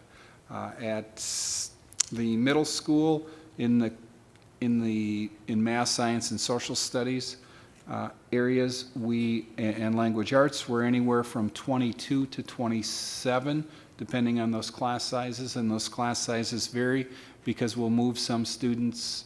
They're in an advanced class, which creates a lower class size. And then at the high school, while Jim and his team don't have everything ready yet, we'll provide the board, and if you saw under exhibit number 3, we'll provide you with each individual class section so you can see exactly what those class sizes are. And Jim, I'm thinking by the end of the week. So I'll get it out to the board at the end of the week. In terms of... Could you also get us the breakdown of the class sizes for the K-8? Oh, yes. You know the numbers, what we're looking. We asked for that last year. Yes. That's really helpful, so that we know in each building, what each grade level, what the number of kids are, and what the average class size is. Yep, it's much easier to identify K-4, but I'll give you that that 6th, 7th, and 8th grade. The same information you gave us last year was good. Perfect. Yeah. The 5th through 8th grade. Something for you to be considering between now and the 25th is on page number 5, and it's under table 1B. We identified some program improvement areas and then some watch list items, and we identified it as first priority areas and second priority areas, which means anything in the first priority area would be items that we'd contemplate funding before we get to the watch list items. So nothing really to report there except to get on your radar screen. I guess I will pick on one particular item. We have had a bilingual program at RCI, and we've hosted all of our bilingual students at RCI. We are getting close to the point where we're going to need a bilingual program, K-12. I think it makes sense for us to begin that program at RCI. We've had the request from RCI. I thought there might be some parents here tonight because they've expressed an interest, and they wanted to make sure that the board knew that parents are watching and would like us to expand the bilingual program to RCI. I think the year after we probably go to the middle school, and the year after that the high school. John Tanner gave a very convincing presentation on the amount of technology we have in the district, and the fact that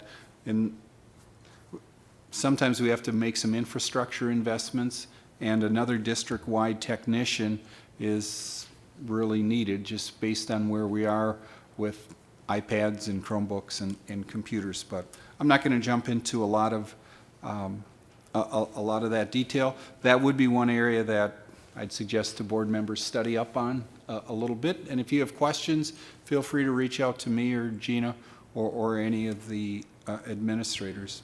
Section 2 on page number 5 shows the retirements and resignations that we have to date.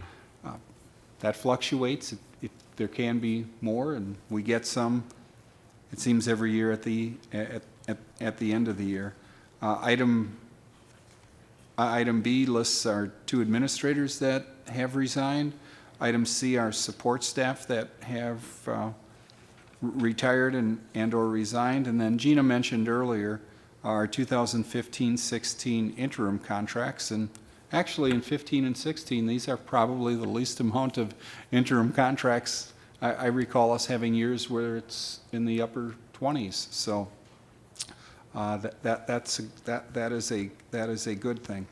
So I'm going to stop, turn it over to Gina. If she has some additions, I'll tell you the administrative team has been working diligently on this, and it's never easy to put together all of our projections, but this is our best thinking to date, and you might see some modifications before the April 25th meeting, and we're happy to get those enrollment data that Steve suggested, and if you guys have any questions now, we can jot it down as well. Gina.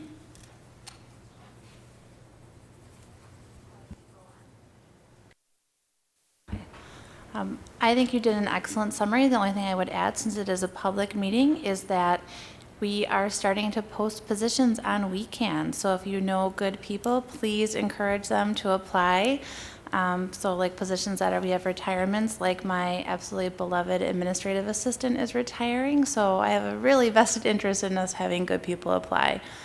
So please encourage people to apply for open positions that we have, because we obviously want the highest quality pool that we can have. Steve?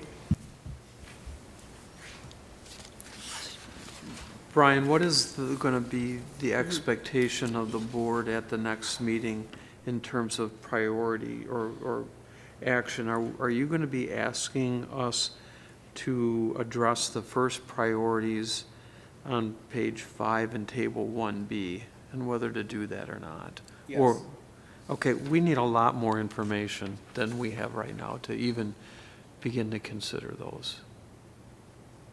Yeah,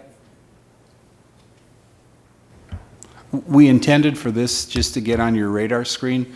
We've got a rationale and summary that we'll provide the board prior to the meeting, and I think we may even be able to provide it by the end of the week. I'm looking to Gina, so we can get that information to you on both the first priorities and the second priorities. We need that, and this all takes place within the context of the budget, so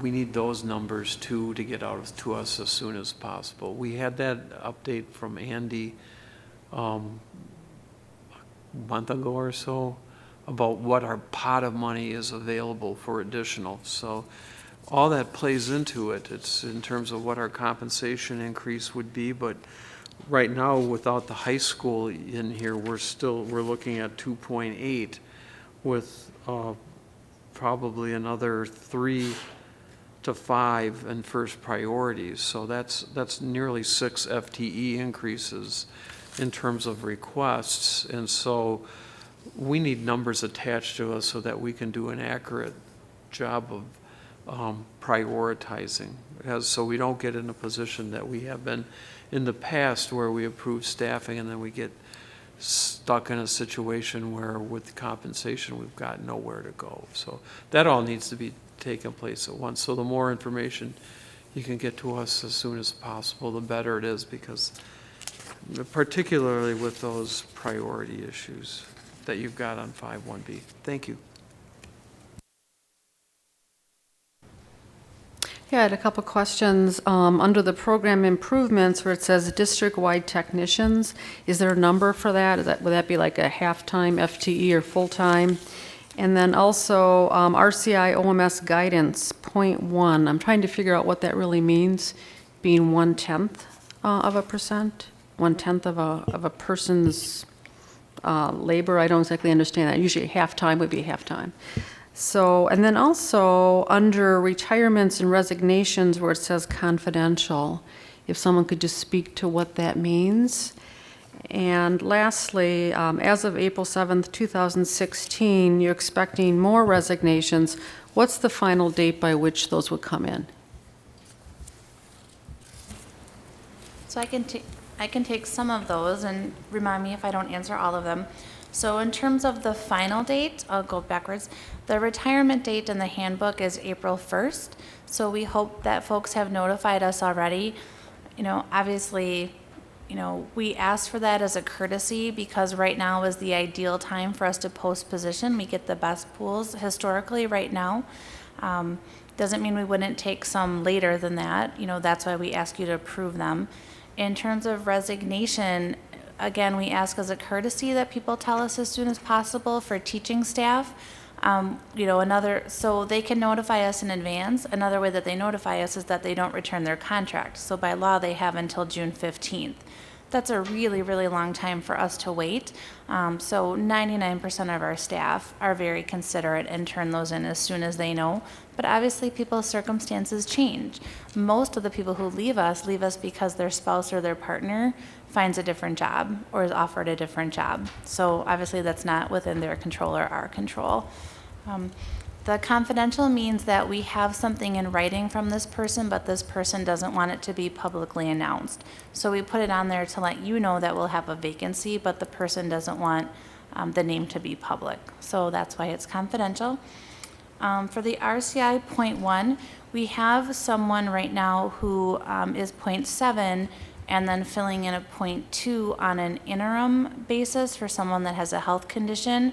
And so I don't anticipate the person that has a health condition to come back. And so the .1 would essentially be to make someone full-time. Okay, so it's a person who's doing a .9 job right now. So that's where the .1 comes from. And Nina asked me the same thing. So I know when you're not in this world, it's a little bit confusing. And then I'm sorry, Ray, your first question? The district-wide technician. Oh, thank you. So Mr. Tanner is here, and so really that speaks to, I think that is on the priority list as a full-time position, 1.0.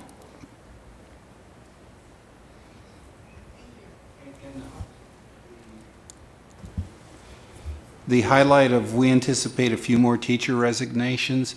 I personally know of a couple of teachers that are getting married but haven't submitted and intend to move out of the greater Oregon area and will be resigning, and I just didn't feel comfortable with putting their names here until they submit their resignation, their letter of resignation. But I know we have a couple of teachers in that situation. Jeff? Just a quick question on page 2, the first table.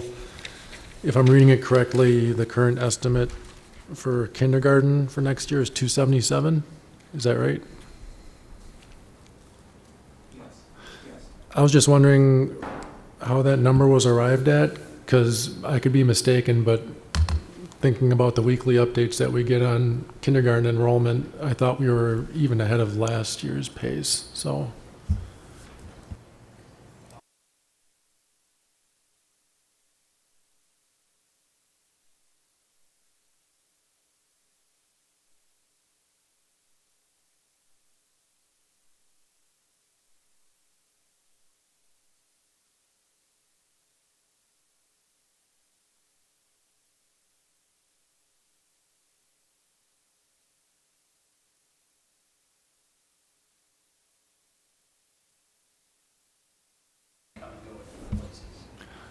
So let's say it's a little bit larger than 277, can we move folks around, or are we looking at potentially having another kindergarten class? We could definitely move people.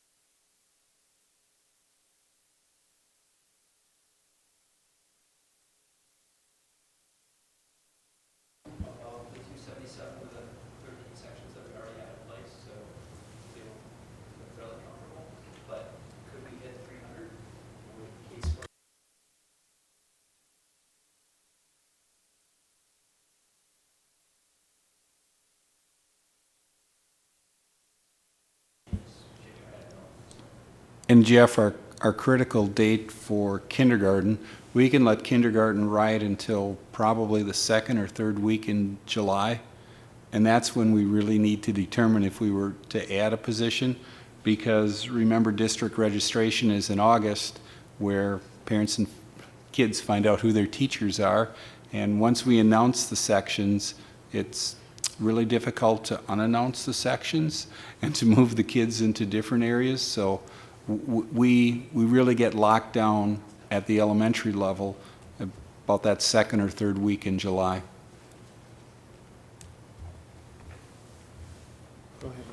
I had a question about kindergarten. I know at probably two of the OEA meet and confers, there was discussion about the kindergarten classes being fairly large, and that there was a concern that we hire more teachers accordingly, if that's necessary, and if that's been thought about with regard to the staffing plan.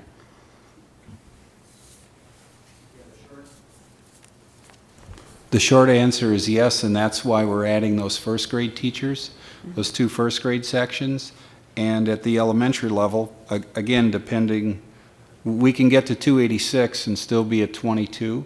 If we get over that 22, we need to look at our open enrollment students, which if there's more open enrollment students, that brings some additional funds, and that really cues us up for making that decision in July and coming back to the board, and maybe in July we'll need to ask for an additional kindergarten position.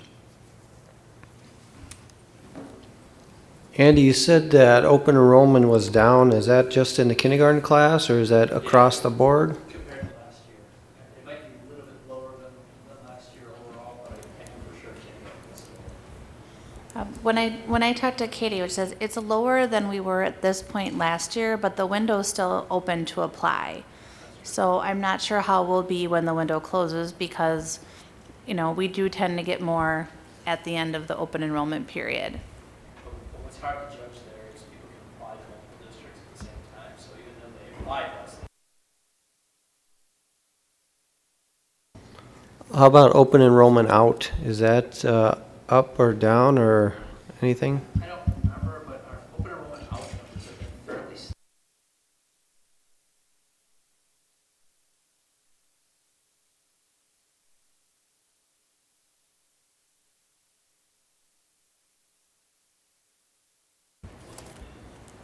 But we can have that for you at the next meeting.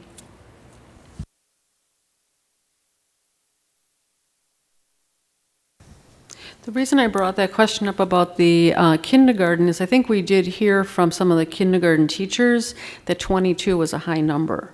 So if we're thinking of that as like a max number for a kindergarten class, correct me if I'm wrong, I thought I heard from the OAA that that's kind of a large number for having 5-year-olds in a class. And they felt that if we can try to maybe swing that down to a smaller number, we could be providing, you know, higher quality of education for our young students. This year, we actually have kindergarten classes in that 24. I think we might have a 25 and a few 23s. We have always tried to be at that 22 or less. We're all concerned that the kindergarten numbers got away from us and got bigger than what they should be. So we clearly want to be at 22 or less to the and that decision framework. We're going to be back and show you our best enrollment estimate and our best guess in terms of the open enrollment kids that will come back, and we will we'll do what we do every year. We'll make an estimate, and I'm guessing this year we're going to err on being even more conservative than we have last year.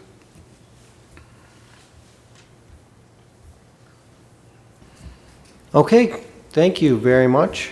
And we will move then from the staffing plan to Raven Oaks busing concerns. And Brian, is this yours? I'm going to make just a couple of comments, and then Andy and Mark Fink, our Director of Transportation, they have a couple of slides to share with you. I think all board members know, because I hope you were all on those emails that we received from a few parents, And in a nutshell, we've received some complaints from parents in Raven Oaks. And Mark, are we going to hand those documents out? Terrific. Why don't you give them to Janie and she can make that happen? Last Monday night, we hosted a meeting for the 20-plus families that have children that are on our bus route from Raven Oaks in the 512, on what we will call a 512 route. Again, approximately 20 to 15 parents came, and Mark and I visited with them for about an hour, and we had a really productive conversation.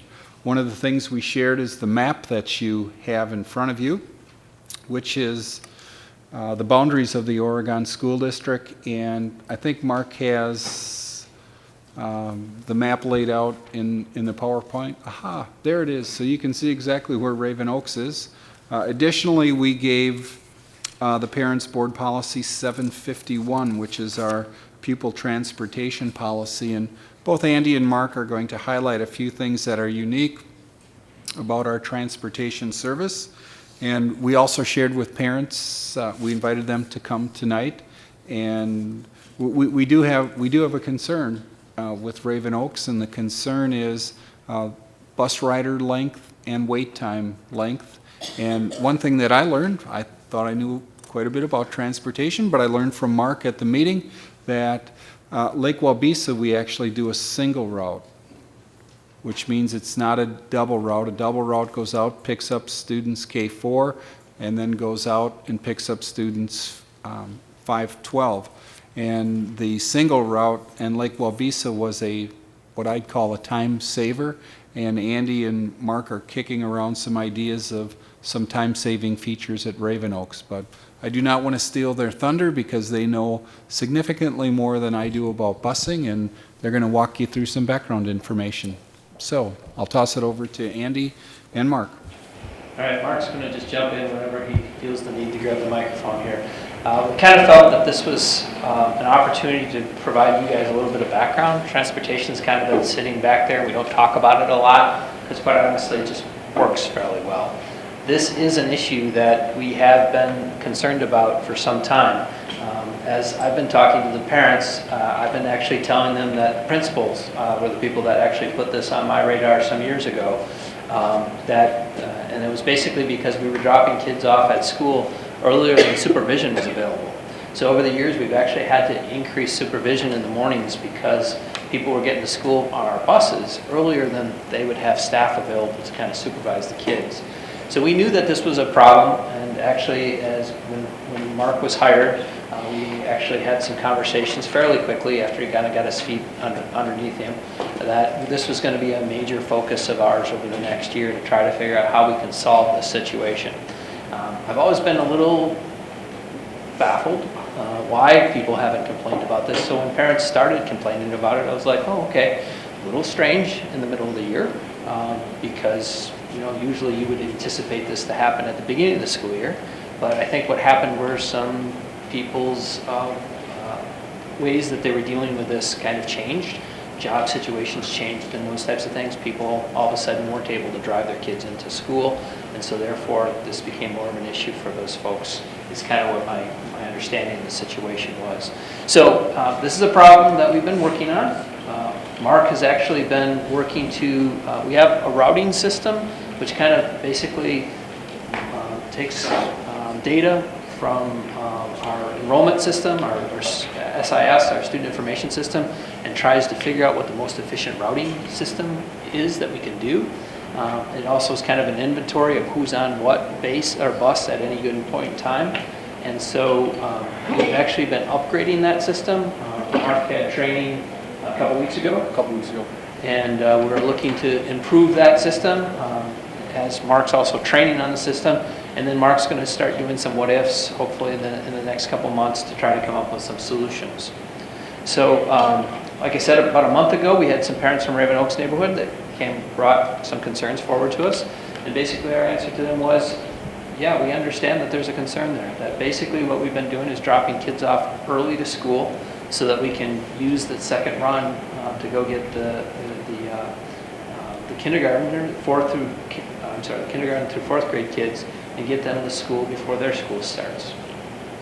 If I could inquire, Andy, is there an age or grade level where this seems to be more of an issue? It's the grades 5 through 12 is the big issue of getting picked up way too early. So just so you know, the 9th through 12th graders typically don't complain too much because they have other ways to get to school in a lot of cases. But for the most part, it's the main concern has been on the 5th through 8th graders. Usually the high schoolers, I think there's kind of a neat social interaction that happens early in the morning. Maybe Dina can say yes, she does. I know lots of the high schoolers that live there either are of driving age or are siblings of someone of driving age, because I know some of the people who live out there, so it's not a concern for a lot of them. Yep. So as Dr. Bussler said, here's a map, and I kind of highlighted where the Raven Oaks subdivision is in our school district, and you can kind of see there's probably a couple places that are further away from the schools, but it's out there quite a bit in that subdivision. And there's one across the street from it, Hampton Hills, that's about the same situation. So just kind of getting an idea of where it is. And so these issues exist. They exist mostly or more profoundly for the people that are kind of first on our buses. And our buses basically typically go out and then bring people in. So in the morning, that's where this is a major concern. Kids are having to get up, depending on how long it takes them to kind of get going in the morning. Their buses were picking kids up around 6:22, I think was the earliest for the Raven Oaks neighborhood.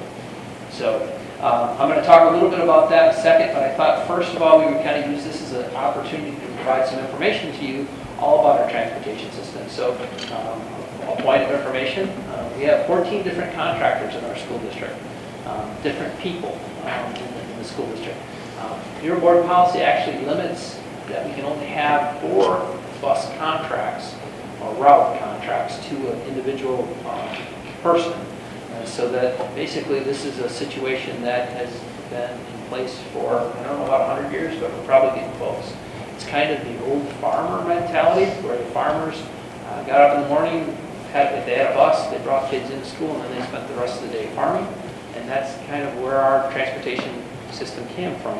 And it's unique in this state and probably in this country. What it does provide us, which is kind of a great plus, is we have a lot of longevity with our drivers. They are drivers that have driven for parents and grandparents, I think, of kids that we have now, just because that longevity has existed that long.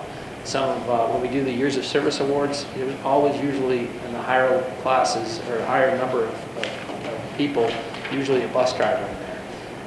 It also provides a lot of ownership for these people because they own their buses, and so they take a lot of care and pride in those buses. So we have currently 26 buses or routes in the AM and PM. The budget, just so you kind of get a feel for this, for regular and special education. Special education routes are very, very minimal because the DPI has created rules that make it very difficult to have special education routes. I don't know that that was their intent, but that's what exists. So for the most part, we have a lot of regular education routes, and we spend about $1.6 million a year on transportation just for the routes. Okay, trips and all that kind of stuff is in addition to that. All but 5, is that right, of our buses are double runs in the AM and PM. In other words, it goes out and grabs a bunch of kids, brings them to a facility or a couple facilities, and then goes out and uses it again. You might ask, well, why would you do that? And that's what the next bullet is going to address.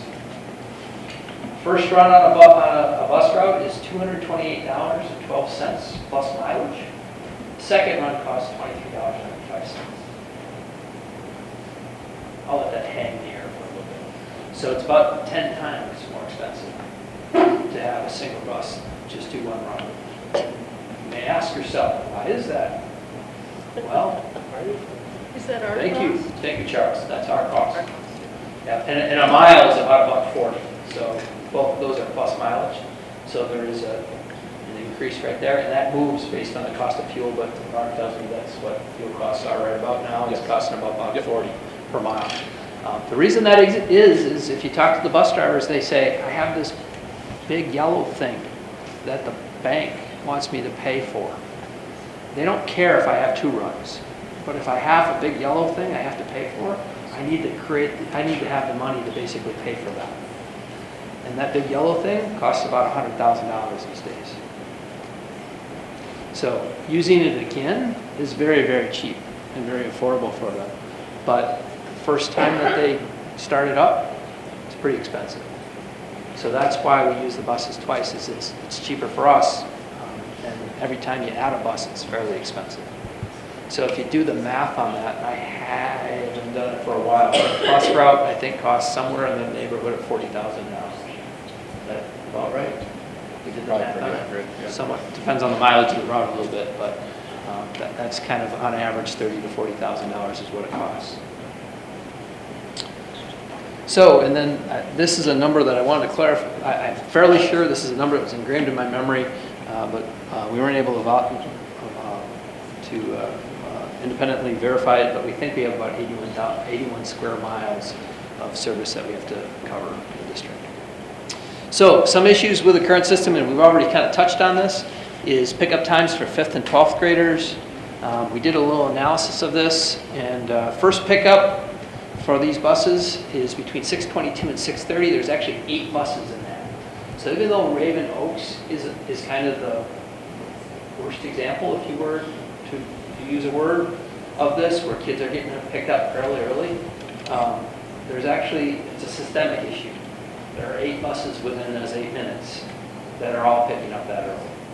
And these are actual route times, so if you looked at the paper or something like that, it might be a little bit earlier, but these are what times the bus drivers are reporting that the first people are getting on the bus. Yeah, for example, the 6:22 pickup time is the Raven Oaks bus, coincidentally, bus number 22. If you look at his route, his first pickup route time is actually like 6:10, but he doesn't actually pick up his first 5 stops. He goes right to Raven Oaks, coincidentally, as his first pickup time. So that's actual times. And the issue there is the kids are then getting to school, and they might be waiting for a half hour, 40 minutes at school when they had to get up at 5 o'clock to be ready for a 6:22 a.m. bus ride. So that's the issue, and it's all kind of it's a symptom of basically these double runs and having school start times that are so close to each other. Somebody had a question. My question is, what time are those students getting to school? The ones that get picked up about 6:22 or 6:30? Probably depends on which school. Yeah, we got some buses that are dropping at RCI and OMS right at 7 o'clock. High school, probably 7:05, 7:10-ish. They could be waiting an hour before school starts. Would it be at all helpful having a staggered start time for the schools? It would be very helpful, and that is one of the things that we are looking at. Trying to figure out a way to stagger those a little bit more. We're looking at that as a solution. We're looking at maybe those outlying buses picking up both grade levels of kids, but that might be counterintuitive to having the staggered start-stop times. So we're looking at a lot of different things. I really want to pursue from an environmental perspective. If I don't have to take a bus that's empty and drive it back and forth out to the country twice, I'd like to see if we can figure out a way to do that differently. That might mean that we have high schoolers and elementary kids riding together, but we'll have to kind of pursue that and see what that means. So those are some of the options that we're trying to identify.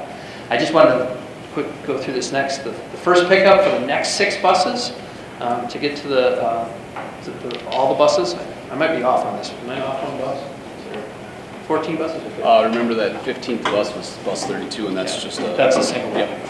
So the next 6 buses are actually picking up kids in the next 10 minutes, between 6:30 and 6:40. So all those buses are, all 14 buses that we're talking about here are picking up kids within an 18-minute period of time. So it's more of a systemic issue than just Raven Oaks. And I'm wondering, what kind of response or feedback did you get from the Raven Oaks parents that you met with in terms of their concerns or feelings with regard to the options that are being discussed? For example, for the staggered start times, they were extremely advocate for that. They liked that idea. There were some parents there that did have some K through 4 students as well, and I brought up maybe mixing the routes for outlying areas K through 12. And I expected a little bit, I don't really want my kindergartner on a bus with an 8th or 9th grader. And actually, the parents that were at the meeting, there was about 12 to 15, said they would have no issue with that at all. So they just want change, and they want a more normal pickup time for them. Shorter wait time. Yeah. Has there been any overall studies with getting kids up that early and getting them to school, and therefore we might have some decent data to show that staggered start times might be a good academic decision as well as a logistical decision too? Yeah, there have been studies, not in Yeah, Oregon. it's sort of a rhetorical question, because Yeah. yes, I mean, high schoolers, they say shouldn't even start till 9 o'clock. but- Yeah. I don't know that we're going to get to 9 o'clock, but we are looking at maybe starting the elementary kids a little bit earlier than what they are, and the high schoolers a little bit later. But there's kind of a little bit of a window in there that might be the sweet spot. We're trying to kind of figure that out. But we're hoping for maybe a half-hour differential between the two we think might help. But until we get the software running and try to run those scenarios, don't want to commit to any of that, but that's kind of what we're thinking. When do you think this might become a reality, the staggered? I mean, can we speculate on that at all? I would hope that we'll be working on some scenarios here in the next month or two, and hopefully by the end of the school year, maybe we start talking about if it's a possibility to change those school stop times. I can't commit to it for this next year. There's a lot of work that has to happen between now and then, but that's kind of a potential. And the reason I'm a little cautious about all that is not only is there a lot of work to figure out what the best plan is and then tweak it and all those types of things, there's a huge communication component here. When I talk about transportation, it's kind of like a balloon where you poke it this way, it gets bigger over there, and you got to be real careful because everything impacts everything else. It's a real logistical issue or quandary to try to figure out. And when people only complain, this is just human tendencies, I guess. They only complain when you change something. They might live with something that really stinks for forever, but if you change something, you won't hear from the people that change to the good, but you will hear a lot from the people that change to the bad. And so by changing this, obviously the intent is to minimize the amount of bad and try to improve as many people as possible. There's still going to be some people that might not, they might have it better with the old system than they have with the new system. And so there's a lot of communication that we're going to have in place to Right, in the final analysis too, it's about getting the kids to school and making sure that they're ready to learn. Yep. I understand that there is software for basically helping plan the most efficient route in terms of pickups and scheduling and stuff like that. Is that something we're currently using, or is that something that we would? This is actually an upgraded software that I just am going to right now. I just had the training for the upgraded software 2 weeks ago, and so I'm in the process of learning it, playing with it, getting it in my head exactly how I want to do it. I've got some scenarios, running through my brain of how I want to set up routes and see if they work, according to the, no routing software is 100% accurate. There still needs to be some human element to it, but it sure makes things more efficient for sure for running scenarios like what we're having to do right now. Engineering and calculus at work. Absolutely. Under the hood. Go ahead. Has there been any discussion, if we did stagger the class start times by school, that some students might be unsupervised at home versus being unsupervised at school? That exists right now, but yes, that when we look at what we're trying to potentially plan, that will continue to be the way it is. In the small group of people that were there, we actually asked that exact question, and from the 12 to 15 that were there, they just kind of shrugged their shoulders and said, it's the way it is now. If it changes a little bit, we'll just make it work. So they weren't too worried about that situation. And part of that is, if you look at the length of the school day, the high school is significantly longer than the elementaries. So it almost has to be that way. Okay, I want to say this is a great response, I think, to concerns of parents, and I want to thank Dr. Bustler and Andy and Mark, right? For this, it was something that the school board was being brought into by emails, and certainly something that is more in the administrator's area lane. But of course, if we're going to be doing staggered start times, I think the board may need to get involved in that. And thanks for keeping us up to date on this. Thanks also, seriously, for dealing with the parents, because I know that people, even though we didn't make a change, like you said, Andy, people get upset when there's change. In this case, something fomented dissatisfaction with this. And we all realize it was not the best situation, but good for us that people are now, I think, pushing us to try to make this change a little faster than it was going otherwise. So thanks for helping to respond to that and taking the heat off the board. And hope that we can come up with a suggestion from the administration that we can make it work better.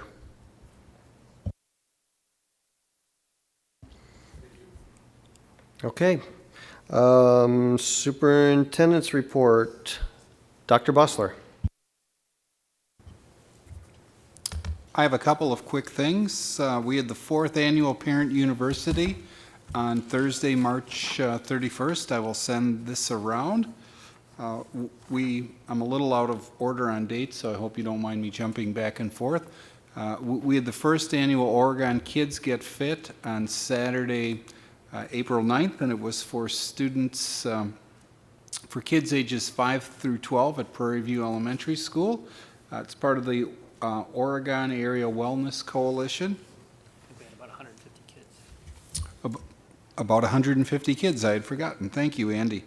On April 1st, we received this award. It's called a Circle of Hope Award, and in particular, it was for 4 of our staff members, Nikki Jagefeld, who is a special education teacher, Billy Farrar, who is a special education para, Laura Flood, our OT, occupational therapist, and Amy Janssens, one of our special education paraprofessionals. In this award, we were selected by Dane County for providing exemplary service to a special education family. I won't go into all of those details because of privacy, but they gave us this very nice award at a dinner, and I want to pass this around for you to look at. I'm in the distributing mood tonight. In case you would like a copy of our Oregon groundbreaking ceremony, I'll send that around. I know some of you might be scrapbookers and you put important stuff in your scrapbook, but this is sort of a historical situation for the Oregon School District, and thank you to the board members that were able to make it, and to our students that did an excellent job of putting the shovel in, lifting it up, holding for the perfect picture, and then tossing a little dirt to ceremonially get us started. So we have one of those for you, and that was on this past Thursday, August 7th. I know someone, I think Nina mentioned, that last week was Fine Arts Week, which has become, this week is Fine Arts Week, but the Shadow Armada Band went to all of the schools last week, so it's almost 2 weeks of Fine Arts Week. So that's always exciting and something that I know that our elementary age students look forward to. And 2 other things. On April 3rd, Mr. Planner and I had the opportunity to attend the Badger Conference Top 10 Scholars Banquet I would hand you the brochure, but it's sitting on my work desk at home, so I will get a copy so you know the students that were recognized. It was I believe the 21st, the 21st event. And it seems like we're into banquet Sundays. Yesterday, the Herb Cole Educational Foundation recognized students and teachers and a principal for the 2016 recognition. And I know you've already heard this, but I'm going to read this again. One of our fellowship recipients is our very own Nathan Johnson, Oregon High School science teacher. And Mr. Planner and I had the opportunity to recognize Nathan yesterday and also to meet his parents, who had great timing. They just moved from West Bend, Wisconsin to Boston to be with their other child, who's a physician in the Boston area, and they had a trip planned to come back to Wisconsin, and it matched perfectly, so they were able to be with Nathan yesterday. And we had a couple of science department teachers that attended as well, and I just saw Mr. Rickley out of my left eye. Mr. Rickley was there as well, so we had a full table of 7 people, 8 in total, including Nathan, to recognize this outstanding achievement. And it was very heartwarming to. I've heard Herb Cole speak a number of times, and Janie, 7 or 8 years ago, maybe 9 years ago, we hosted one of the Herb Cole Foundation dinners, and he talked about the value of education and how education was at the cornerstone of his family, and how his parents started this little grocery store called Kohl's supermarket in Milwaukee, and how that has grown through his retail business and as well as the supermarket. Dr. Evers was also speaking, and he reminded us, because Herb Cole would never say this, since 1990, Mr. Cole has invested over $12 million in public and private school children, public and private school teachers, and it was just heartwarming to see a true champion of education, because that seems to be a dying breed these days. So it was great to hear him speak, great to see the recognition, and to hear the stories about young people as well as our teachers. So I will send that around for your review, and that concludes my report. Any questions for Dr. Bussler? Thank you, Dr. Bussler. And moving on to future agenda. Janie, I believe, included at our tables well, I know I saw it before. There's a proposed future agenda for next time, the 25th. Thank you. So that's today. So take a look at this, board members. If there's anything else that you see needs to go on there, please let me and Dr. Bussler know. And if there's anything right now, Gwen? I was concerned about, you're not on. I know. There we go. Concerned about what was happening with the compensation plan and getting it ready for November. And do we need an update on that sooner than later?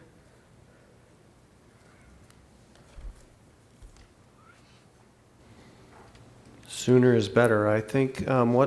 Gina, can you say what the plan is on that? So I have a committee meeting next Monday, and what our goal is, based on the feedback from the last board meeting, is that we are going to go over the plan and finalize it as a recommendation to you and turn the plan over to you.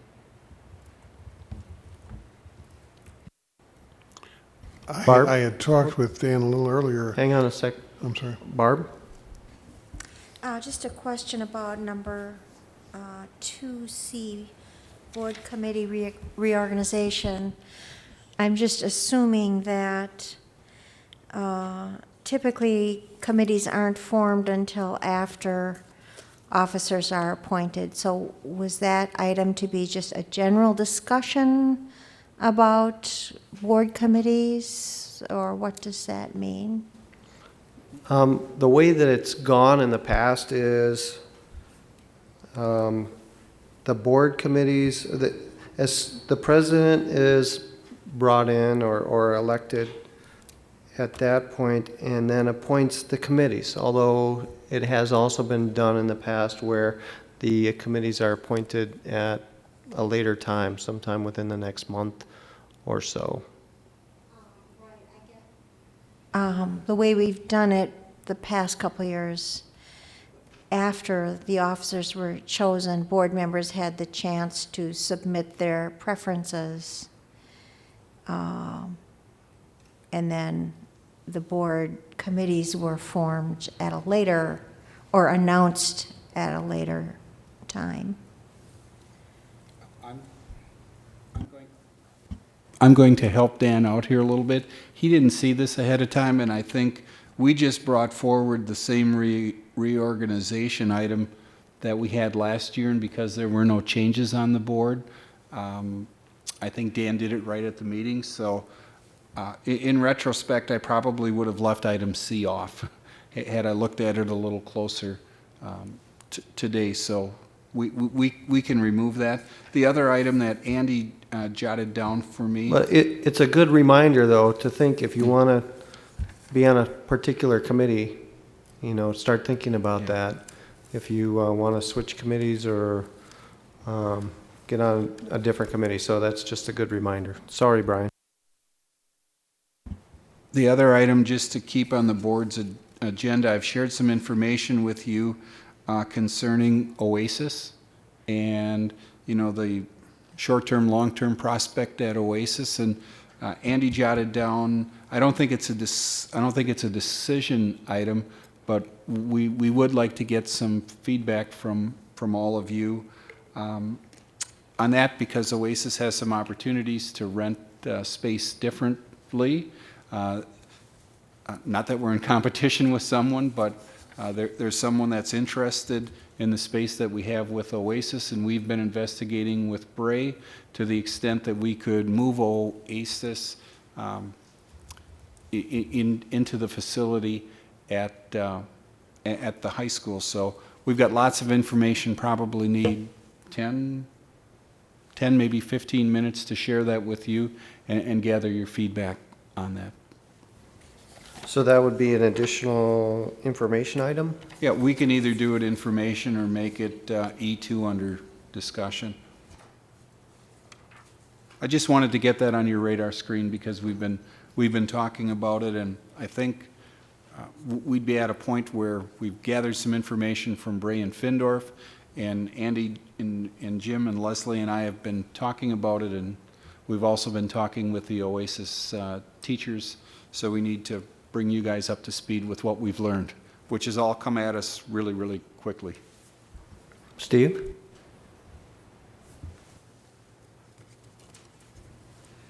Do we have a topic that is going to deal with the meet and confer? Is there a specific agenda that is subject to that conversation, Dan? And number two, the last meet and confer, we didn't utilize nearly all that time, so I'm wondering if we can restructure that time to something like 5:45. When we talked with Tracy and Diana today, Brian and I were meeting with them, and they said they didn't really have much to bring to us, so it probably won't take that much time. So that's a good suggestion. We could, I think, start at 5:45 would, and maybe even 6 o'clock, and we could still be comfortable with getting that done with, and unless there are entities or people besides the OEA that are planning to bring stuff to us, which hasn't really been in the past. We can reach out to them and figure out where the OEA's at, and once the meeting is scheduled, there would be nothing wrong with us running over time, or on the flip side, starting earlier on the other items. So why don't we plan on that then, 6 o'clock start? Is that okay with you, Brian? Yes. 25th, right? And just so we're on the same page, you mean meet and confer, we're still at 5? No. Meet and confer, we start at 6. In the regular meeting, we start at 6:30. Okay. I think that's what you were suggesting, wasn't it, Steve?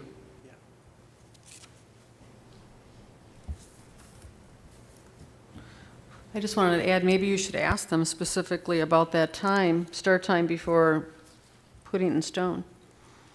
So I think more of a suggestion at this point, but maybe, circle back and ask. Good idea. I think, if I remember correctly, Tracy mentioned that they had something going on, like a board meeting for their own group that began at 5 o'clock. I don't remember exactly, so I will circle back and ask. Thanks for that suggestion. But for now, let's just keep it on for 6 o'clock, starting with the meet and confer, Janie. Thanks. Charles. I had raised this issue with Dan earlier. Andy, this is something I wonder if you might be able to report back on. I've had some interest expressed in seeing if we could revive driver's ed as a part of the program. Through the high school right now, students basically have to go to the private provider and foot that bill on their own. And I know in the past the district has done driver's ed. I don't think we do it now, and would like to just get some information in terms of what the interest and demand might be, what the costs might be potentially of resuming driver's ed program as part of the options for the high school.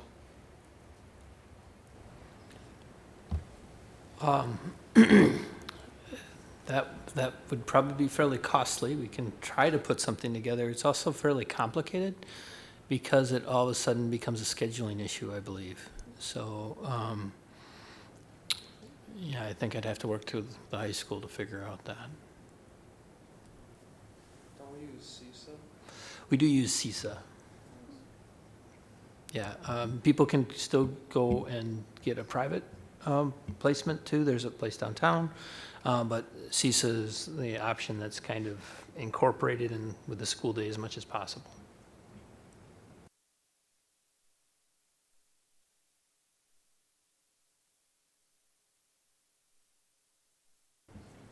We can try to put something together.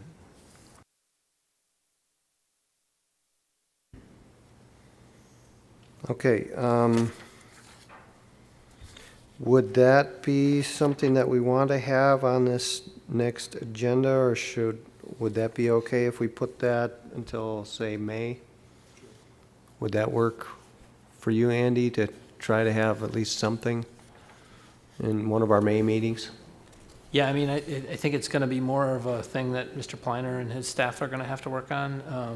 I can just assign dollars to it once I know what the plan would be. So he just gave me the up and down shrug that we could probably do May. May is a pretty busy time. I don't think this is something that we would do this year anyway, so maybe over the summer. Something to be able to look at possibly for the fall. Okay. It would be much appreciated if we could move this and report back, because it would be difficult for us to do now based on scheduling. So if it's not time sensitive, we could give you a better report this summer.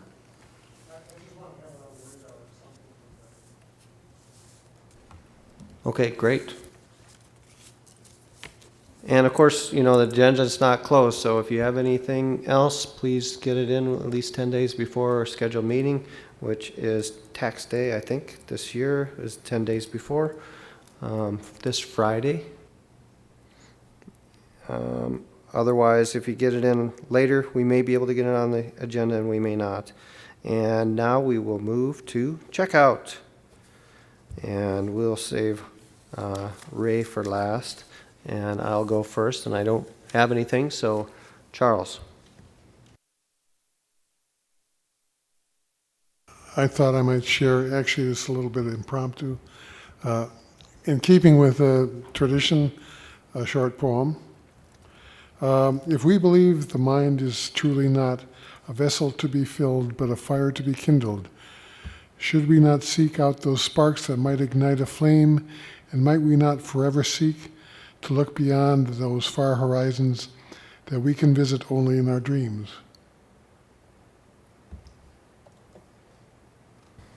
Okay. Thank you, Charles. I thought if I might make one other quick statement. I've been sort of thinking about this for a while, and at this point, I thought I would let everybody know at this point I'm anticipating probably not running for re-election next year, getting older, and a lot of other things I would like to do, but I thought it might be useful to sort of let people know ahead of time, hopefully with the idea that we might be able to encourage and recruit some people to run next spring. Yours is a village seat, right? City of Fitchburg. Yeah. Oh, okay, Fitchburg. Okay, thanks, Charles. Jeff? And Gwen? I'm a little late on some of this, but I'd like a shout out to, I went to the Prairie View Science Fair, which was absolutely marvelous. We have a lot of young scientists evolving. I also had the great pleasure of participating this year in the Brooklyn Pioneer Days. I got to wear some funky clothing and also bring in my spinning wheel, which was really fun for the kids. And I've been asked to do that again for Prairie View. Thank you. Had a meeting with the parents of the Arboretum at Netherwood, and we will, hopefully the mural that will go up shall be done by the end of May. And I also did something a little out of my comfort zone, and I ended up having a delightful evening at the coaches' appreciation dinner, and I learned a lot, and I also won a gardening pad. I think you're supposed to sit on it in the bleachers, but I'm going to use it for gardening. And it's because I knew the history of lacrosse. So that was a trivial question, and I got that. So I was really proud of myself. And I had some good conversations about STEAM and art and how to incorporate art with the 3D scanner. And also, it was really a joy to be at the groundbreaking ceremony, except I didn't make it to the OMS because got caught up in being at the high school again, because, you know, sometimes when you walk in those hallways, you remember all the good times that you had for 16 years. And so that was really a pleasure. And it was a pleasure to participate in all of these. And we have a really great school district that has a lot of great offerings, and we do a really good job for our kiddos, so thank you, everybody. Steve? It's really heartening to see the work begin at the high school in those projects. It's something that we've been working on since 2008 to try to make happen, and to see foundations start and people out there. You know, it's really heartening, and it's going to be exciting to watch that project grow. Thank you. I had a chance to go to the FFA banquet this last week, and this is the second year I've gone. And I like to go because I'm so encouraged when I see these really outstanding young people. And it gives me hope for our future when I see the quality of young people that are there at the high school. And also, I just want to thank their parents who are so supportive, and members of the community that are so supportive of that program. It's really an outstanding program. And you can tell the kids are learning a lot, and it's gotten good support from Jim Pliner, and of course, staffed extremely well. So it's a program we can really be proud of. Thank you. And Ray? Well, this is my last meeting as a member of the Oregon School Board, and I'd like to thank the people who elected me to office 3 years ago, and also all the people I've met along the way while being on the board. It's been an incredible learning experience. Thank you for all the help, and I'm looking forward to spending time with my family. I decided not to seek re-election so that I could have more time at home with my sons, my husband, my parents, people who are needing me to be there with them. So it's going to be a very good journey for me.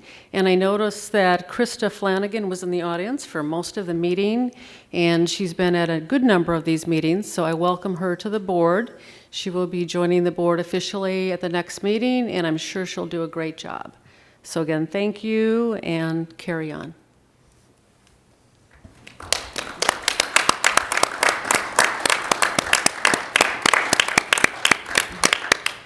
Thanks. Okay. Oh, there we go. Good idea.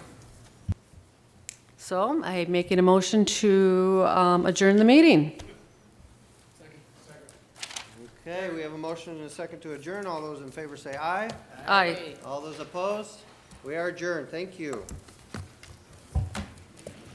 Congratulations. Thank you. And congratulations to you.